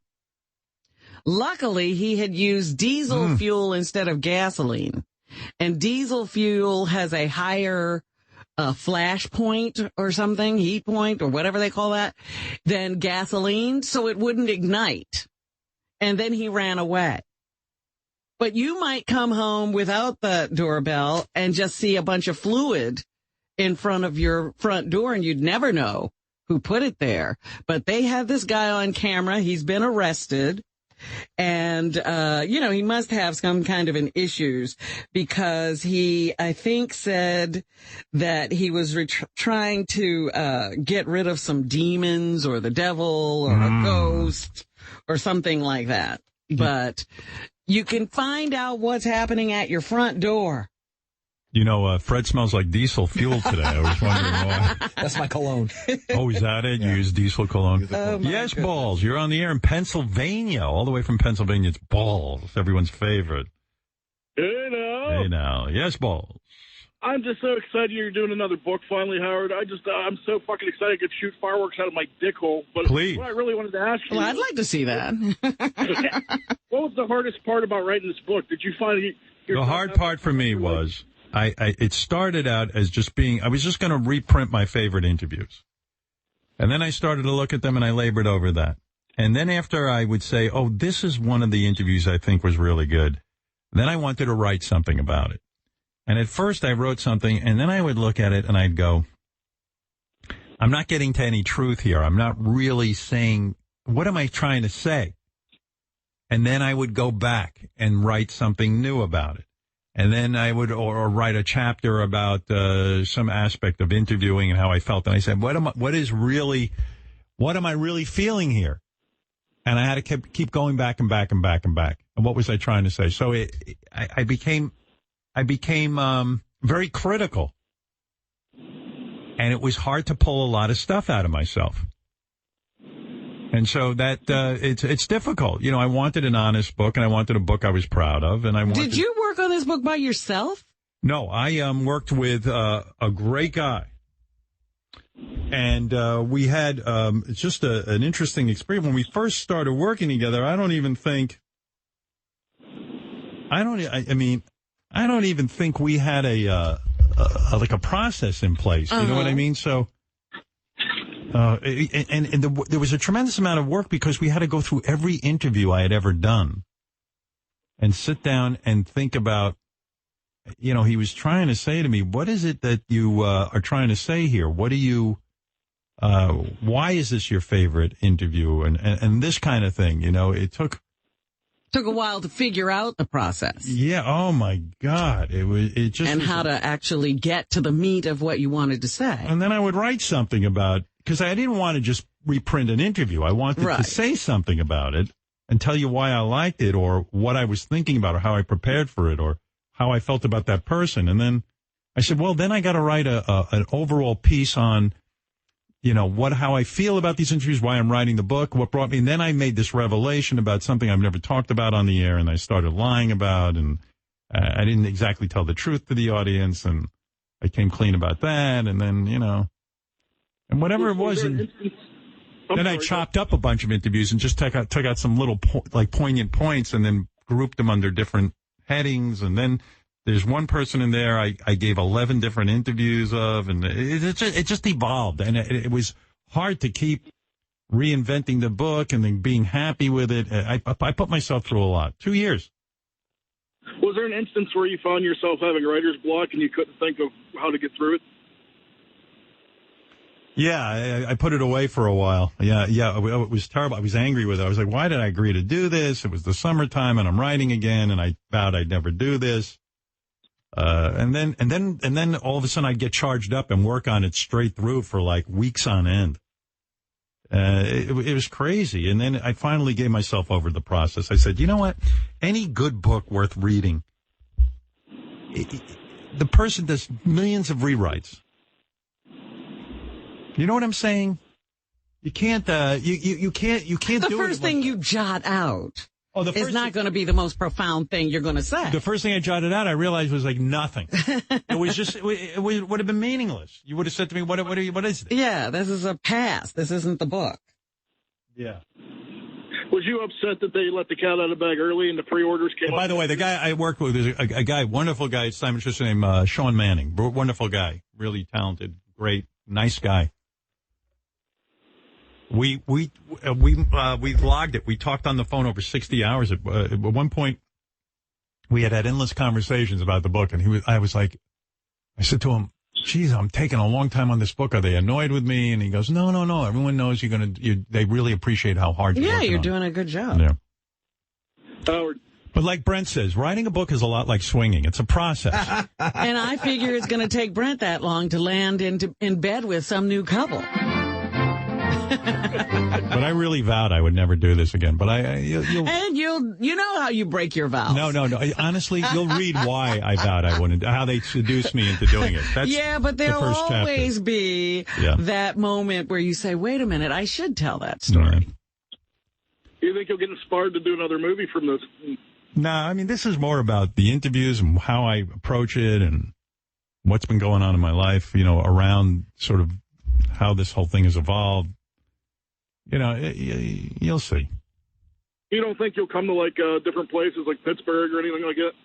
I don't know yet. We're going to sit down, like, literally today and plan out a marketing kind of... He'll have more on that once he has this meeting. Yeah, and then you'll hear me bitch to Robin about having to go do these shows.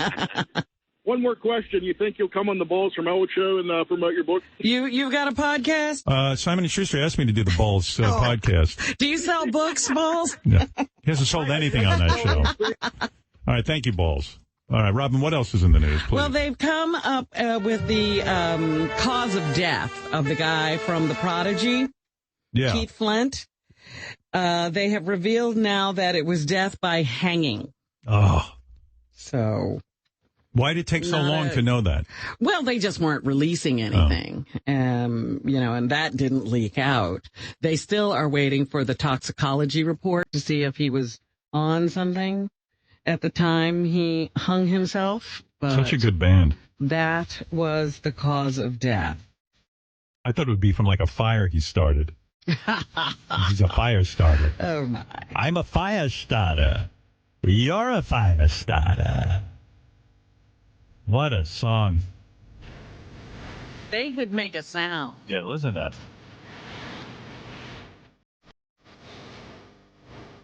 Jeez. You think, I'm so envious of musicians. Listen to this drum. Yeah, I know. I feel like if I could do this, nothing in my life would go wrong. It would just be wonderful all the time. But it's such a crock of shit. These guys always, they hurt themselves.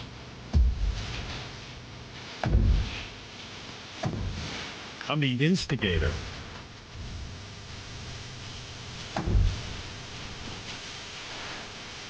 Can't believe the guy hung himself.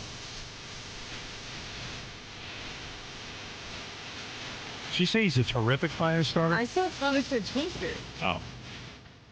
Twisted. Yeah.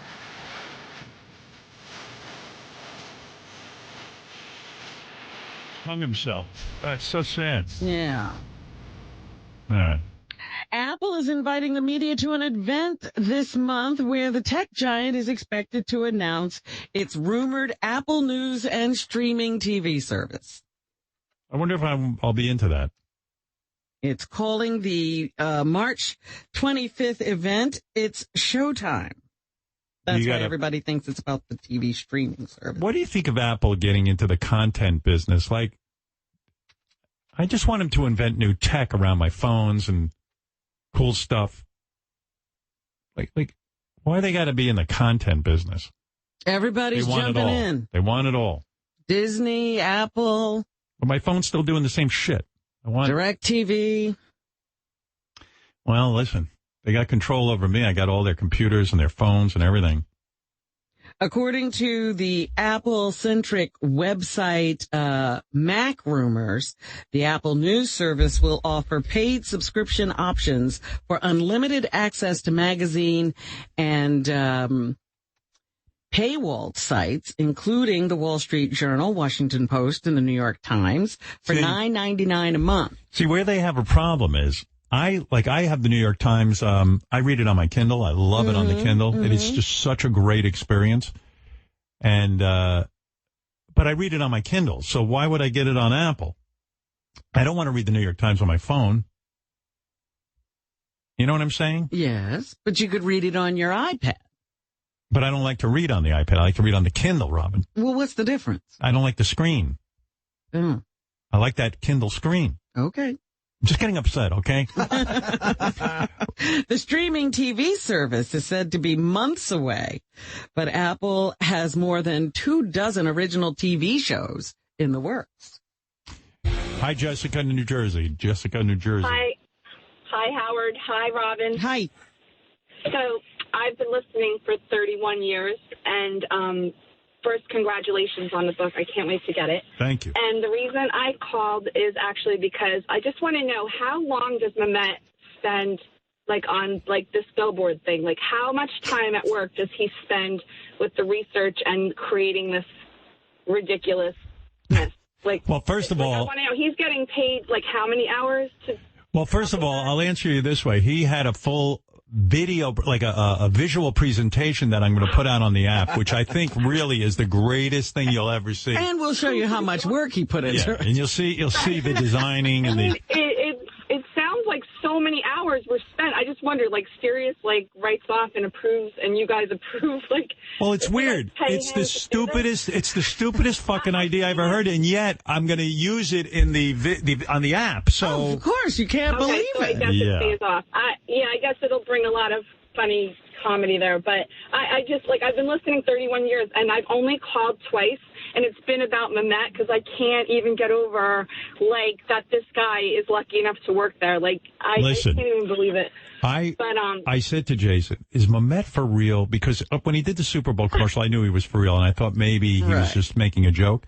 He's 100% for real. You think? Because I really believe that now he's pulling our leg. He thinks you could put a billboard in Times Square of me jerking off and coming on people by squirting shaving cream and goo on them. And we're going to use facial recognition technology to miss the kids. So it won't go on kids. He really believes it. He really believes he has a good idea. Yeah. I know, I can't believe it, but anyway, I guess it does make me laugh. But he better wake up every morning and thank his lucky stars that he has a job with you guys. Because you absolutely. I can't imagine. Everyone here should wake up thanking him. Thank you. All right, Jessica, thank you. Robin, what else is in the news, please? Well, I can't believe the audacity of the Catholic Church. They now say they're looking for an apology from Saturday Night Live. No, you don't get that.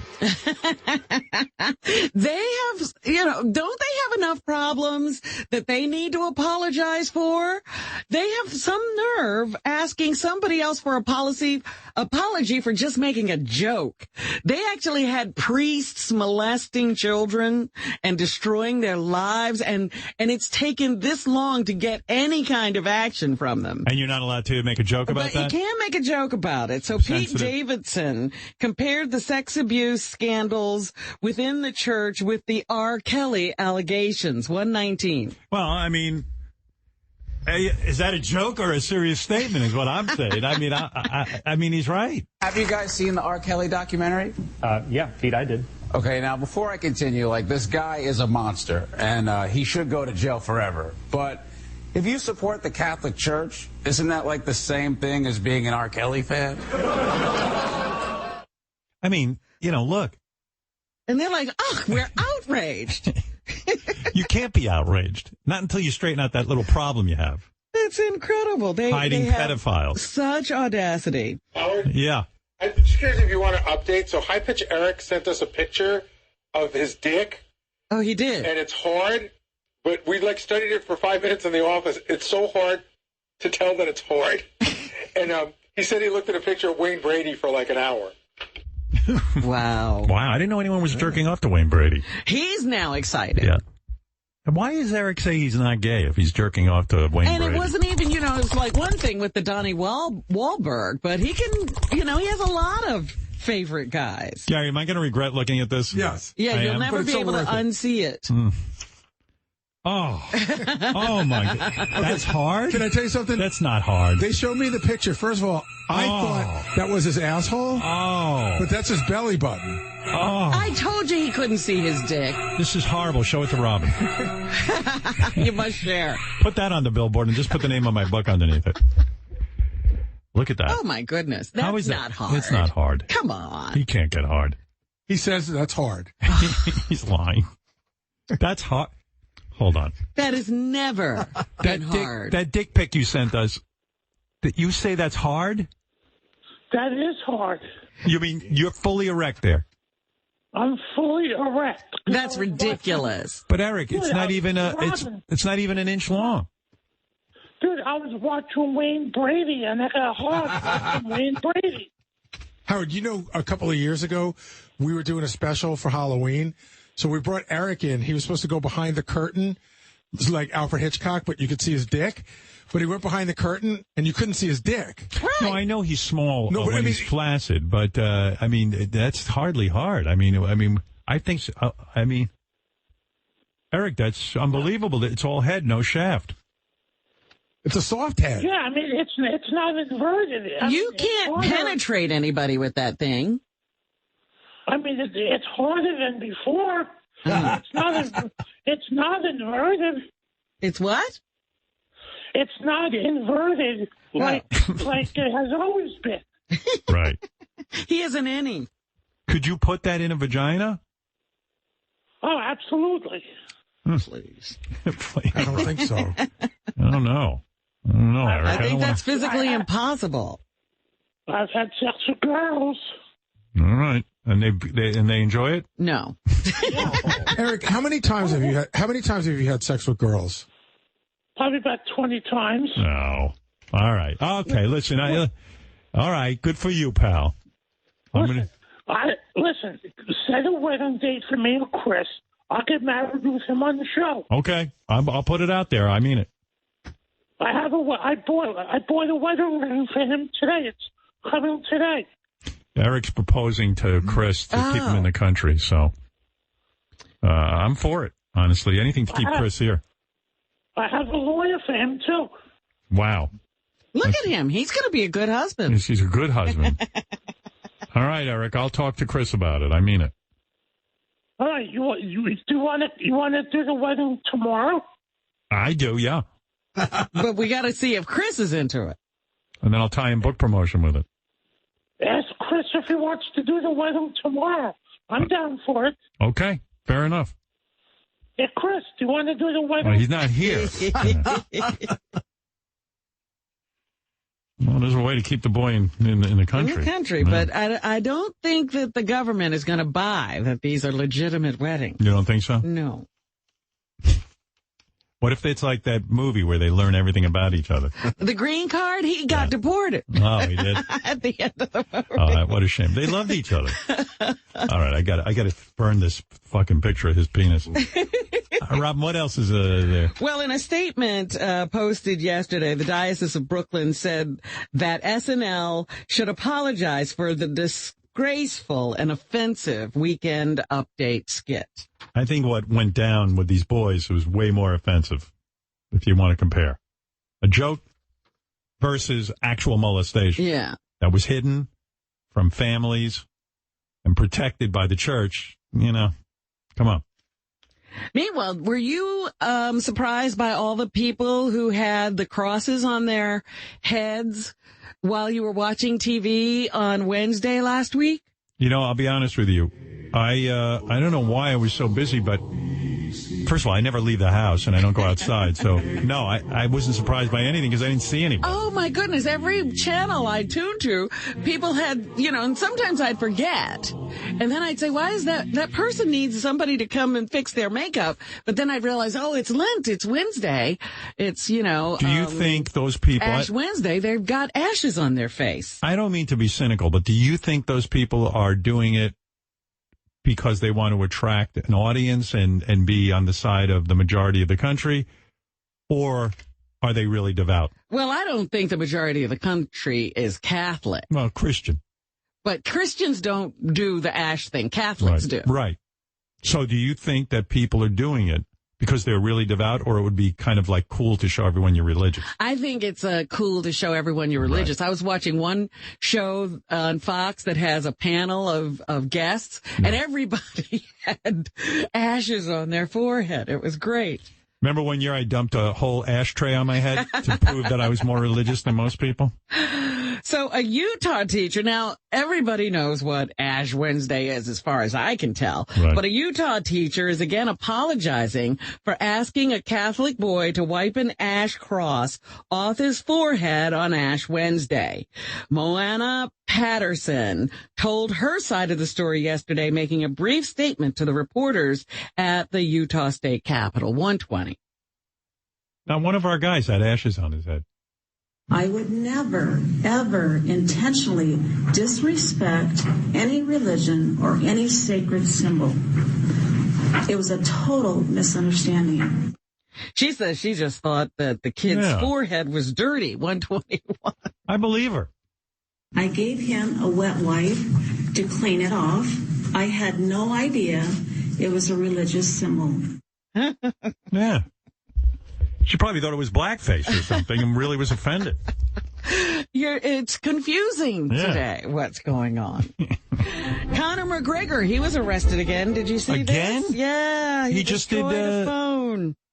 He destroyed a phone? Yeah. That's against the law? Martial artist or arts fighter Conor McGregor is under arrest in Florida for smashing a fan's phone after the fan tried to take a selfie. It's more dangerous to try to get a picture with Conor McGregor than that panther out in that Arizona zoo. Same thing, right? He got attacked, yeah. Miami Beach police say McGregor is charged with felony strong-armed robbery and misdemeanor criminal mischief. Why would you fuck with a guy like that? I mean, you got to be unstable in the best kind of way. He fought a bus. He fought a bus. He first of all, to go into a ring and fight like that, I mean, mixed martial arts is that's a tough sport. That is a crazy motherfucker, and he's got to be. I mean, I don't know. I wouldn't just go up and start taking selfies with the guy, but I would ask. I mean, excuse me, sir, is it okay if I? And you're right. He's like a jaguar. He should be in a cage, that guy. According to police, the fan was walking out of the hotel at the same time McGregor was, and the fan tried to get a picture with him. So maybe he didn't ask.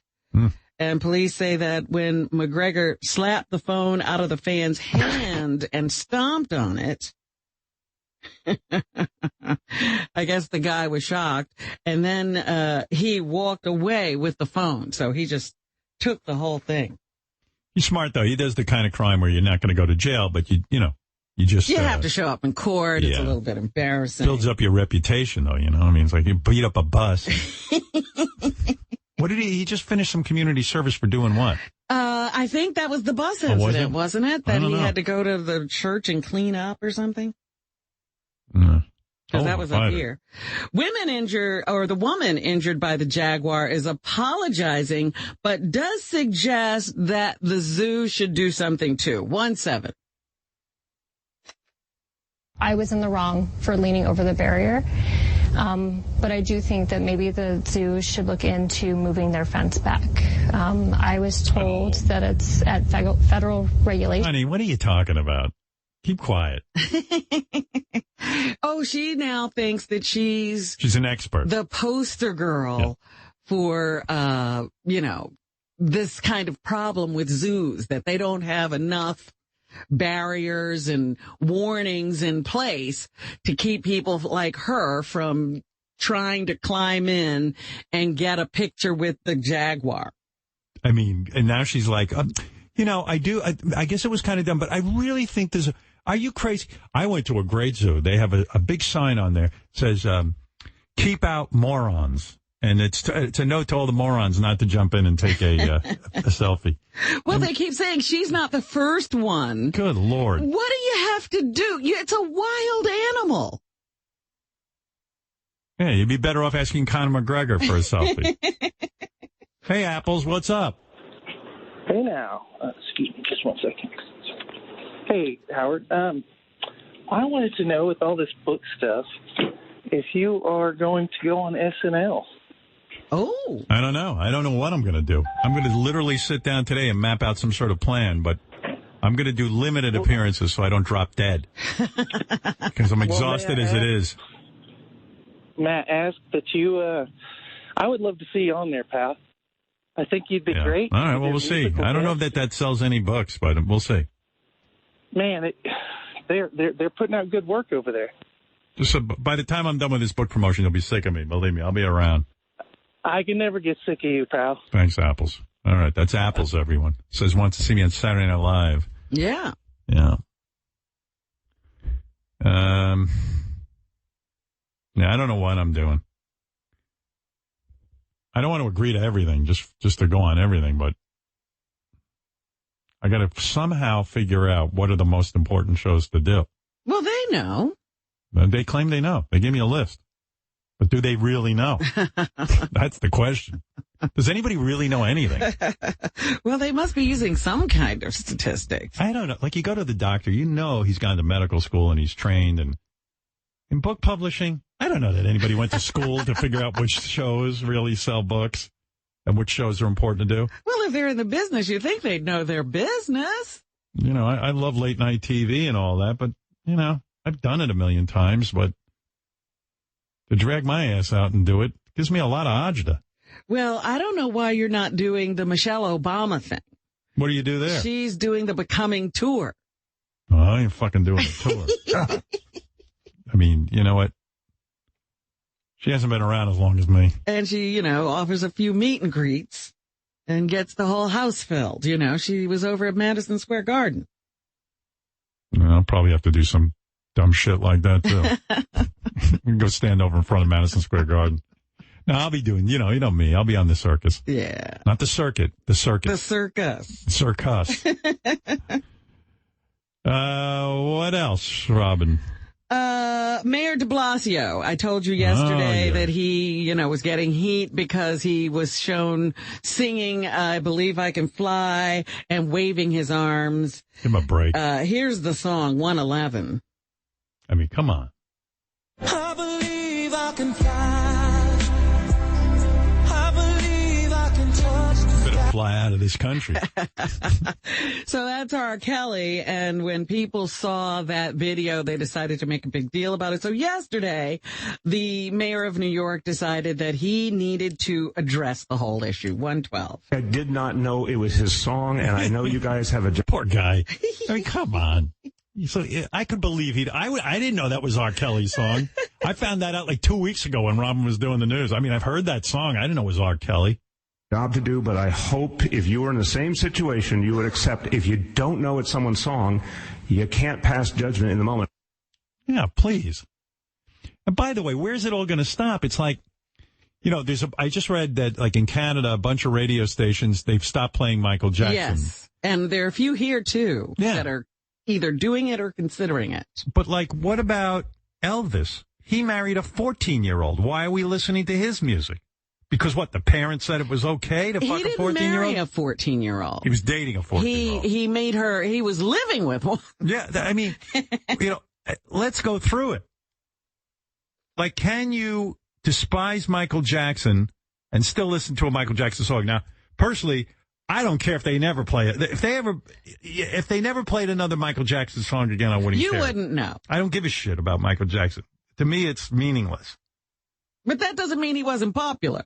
Right. By the way, to be completely transparent, I was banned in Quebec, too. In one day. And you didn't do half the stuff. I didn't do anything. And, like, what about, listen, there is no bigger James Brown fan on this planet than myself. I grew up in a black neighborhood. James Brown was the guy. Not the Beatles, James Brown. Everything from Sex Machine, Papa's Got a Brand New Bag, Popcorn, you name it. Hot Pants. I feel good. I knew that I would. But, you know, James had a history of perhaps smacking around a few ladies, right? Mm-hmm. He was up on charges or something? A lot of different charges. So, I mean, you know, if you're going to really start evaluating, you know. Well, you'd have to, you know, Jerry Lee Lewis. Didn't he marry an underage girl? His cousin. What? Is this working? I mean, really, we've got some work to do if we're going to do that kind of house cleaning. And Mayor de Blasio, no offense to R. Kelly, I didn't even know who the fuck R. Kelly was. He never was on my radar. I Believe I Can Fly. I don't know. Meanwhile, I'm watching TV last week, and Dr. Drew was worried about R. Kelly after that Gayle King interview. 1-3. I'm not going to go that far. A lot of celebrities have been scrutinized lately, and this is the first time I've been frightened for him, for somebody. I'm fearful this guy could hurt himself. I mean, his back is against the wall. He's financially in very serious trouble. He couldn't afford his bail. He couldn't afford child support, so today he was arrested on this. He can't have access to his children. He's being accused of very serious crimes. He is in big trouble, and he is in desperate straits. So I'm actually worried about this guy. Dr. Drew, Dr. Drew worried. What is he going to do? Is he going to call R. Kelly, see if he needs some help? I wish they bring back that show where Dr. Drew was helping drug addicts. I loved it. I never missed an episode. R. Kelly could probably be in there as a sex addict for sure, right? Absolutely. I would tune in. Jussie Smollett is being... Jussie Smollett is being accused of taking advantage of those two brothers that Dumb and Dumber? That's not nice. I don't know them. What do you mean? They went ahead and staged beating this guy up? Yeah. And I'm supposed to feel bad for them now? I'm not saying you should, but their lawyer was on TV saying that they were taking advantage of 1/6. They're bodybuilders. They're very bright guys. You know how hard it is to get your muscles that big? What's he saying? That they're the victims? They were taken advantage of. Wow. That's the moron defense. What number? 1/6. I got to hear that. What this case really is about is a person who was in a position of trust who really betrayed my clients and who took advantage of them. But your clients accepted money, right, in the form of $3,500 and a written check. What they did, and I'll say they have tremendous regret over their role and their participation in this, but what they did was accept payment for training that also encompassed doing a favor for this person. So she's saying they really did get the $3,500 for personal training, but as a result of that personal training, they're saying that Jussie also said, and also, can you do me a favor? And the favor was beating him up. Could you do me a favor and beat me up? and put a noose around my neck? Yes. I mean, all three of them sound whacked out. But well, if they didn't, if it's not a hoax. You know who had the same defense? When Larry and Curly were on trial. When they accosted Mo. I mean, come on. But Howard, you got to look at this and say, if Jussie is still saying that he really was attacked. Right. And if that is the case, there's still somebody out there running around with this, with bleach and nooses in their car looking for people to attack. I don't know why they haven't attacked someone else, but, the whole lawyer thing's so says that the brothers are fully cooperating with the police. Well, I've said it before. I would watch a reality show of those two guys. It sounds like they're up to some wacky stuff. They probably get into a lot of other stuff as well. I'm a victim of circumstance. Now, there's a new conspiracy going around that there is a fake Melania. Have you heard this? I've heard about this. I'm investigating it. Some people are saying Melania doesn't always show up.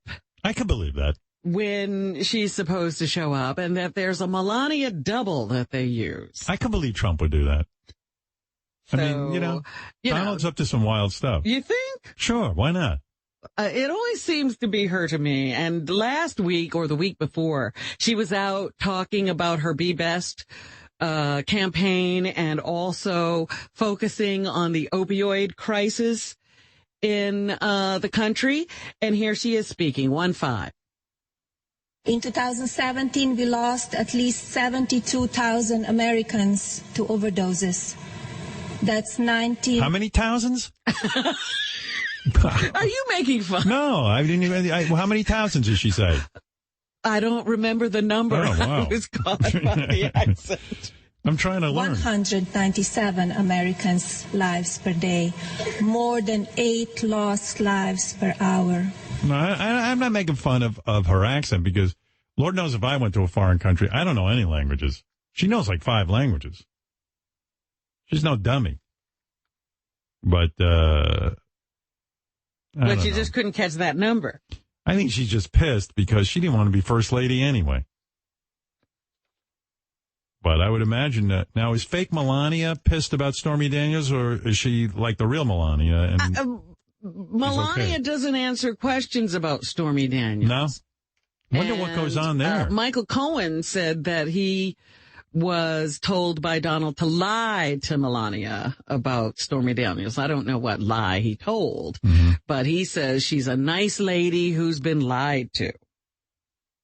So anyway, let her clip go because she does tell the media a few things. I challenge the press to devote as much time to the lives lost and the potential lives that could be saved by dedicating the same amount of coverage that you do to idle gossip or tribal stories. Or travel stories. Tribal stories. Tribal? I don't know. Tribal. But it sounds like she would rather not hear stories about Stormy Daniels. Yeah.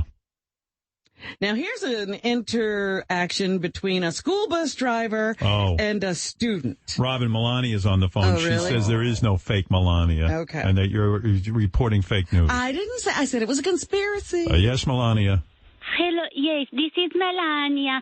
I just want to say the story about body double is ridiculous. I would never send fake Melania to hold hands with Donald while I hide in my secret bunker to get some peace and quiet. So it is untrue that there is a fake Melania. Yes, in fact, I am with Donald right now. We are riding horses. Clip, clip, clop, clip. What are you doing? Hooves? This ride is so relaxing. You hear that? Yeah. Oh, hold on. Donald wants to talk to you. All right. There is no Melania double. Believe me.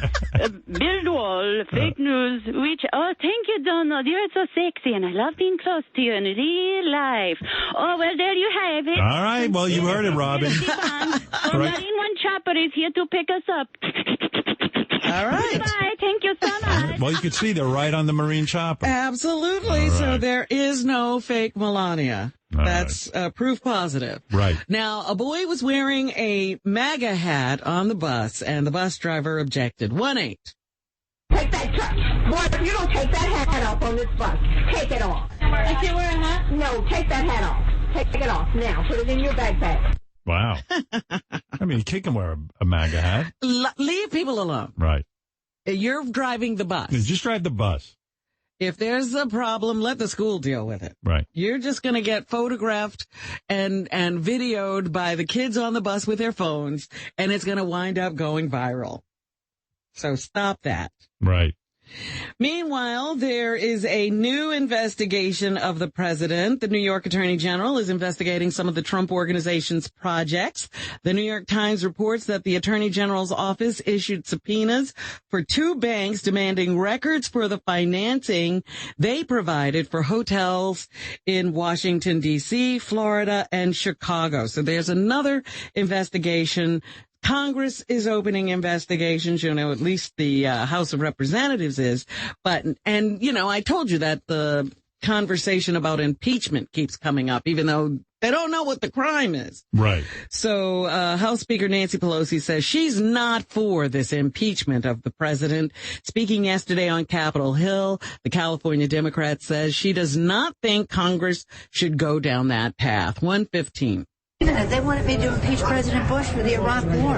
I didn't believe in it then. I don't believe in it now. It divides the country unless there's some conclusive evidence that takes us to that place. Yeah, I mean, that's an intelligent statement. Absolutely. She's saying, I don't believe in impeaching a president just because I disagree. You don't like his policy. Right. But she's saying if something comes up in the Mueller report or one of these other things, then she's for it.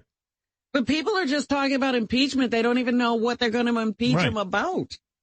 It's crazy. Yeah, you got to have a specific agenda. Yeah. And finally this morning, they are now saying, well, actually, let me talk about marijuana in New York first. The New York governor says that he still strongly supports legalizing recreational marijuana here, but it's unlikely that it will be instituted in the 2019-2020 budget.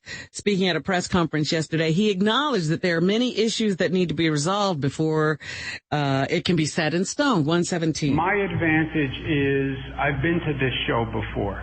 I've seen this movie. Some of my colleagues have not seen the movie. What movie is that? I think talking about marijuana. What was that movie? Reefer Madness? What? Reefer Madness, yeah. I think you saw that movie. No, I don't know why it takes so long to make something so obvious happen, but it does. That's government is just fucked up. Takes forever. I don't know how these other states even got it done. Yeah. But I think New York, everywhere, should just have legal marijuana. And come on. It's been legal in a lot of states. Nothing horrible's happened. If anything, more tax dollars have been put into these states, and God knows we need more infrastructure money, and why not? I don't see the downside. And finally, scientists are saying even one cigarette in pregnancy can raise the risk of baby's death. That's the finding of Seattle Children's and Microsoft. If they are around one cigarette? If they smoke one cigarette. Whoa. So you want to have children, stop smoking before you get pregnant, is, I guess, basically what they're saying. What if I'm smoking when I don't know I'm pregnant? But you can't help that, can you? You're just going to have to take your chances. Right. Quit as soon as you find out, though. Right. And that's what's happening. Robin, you've done it again. You've completely informed the audience of everything. I'm glad we know there's no fake Melania. Yeah, there's no fake Melania. She called in. The real Melania called in. And congratulations to you. Thank you, Robin. I completed it. Took me 2 years, but I did it. I stopped asking because I felt I was aggravating you. No, I was aggravating myself. I couldn't get done. I'm glad I'm done now, and I'm very pleased with the book. And the big announcement, Howard Stern comes again, out in May 14th, but you can pre-order it now. Pre-order now. Wherever books are sold. That's the big message.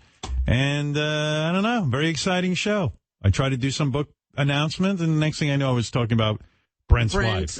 Swinging. Brent swinging. Or not. Right. Very funny. Totally took over the broadcast. All right, I'll leave you with this.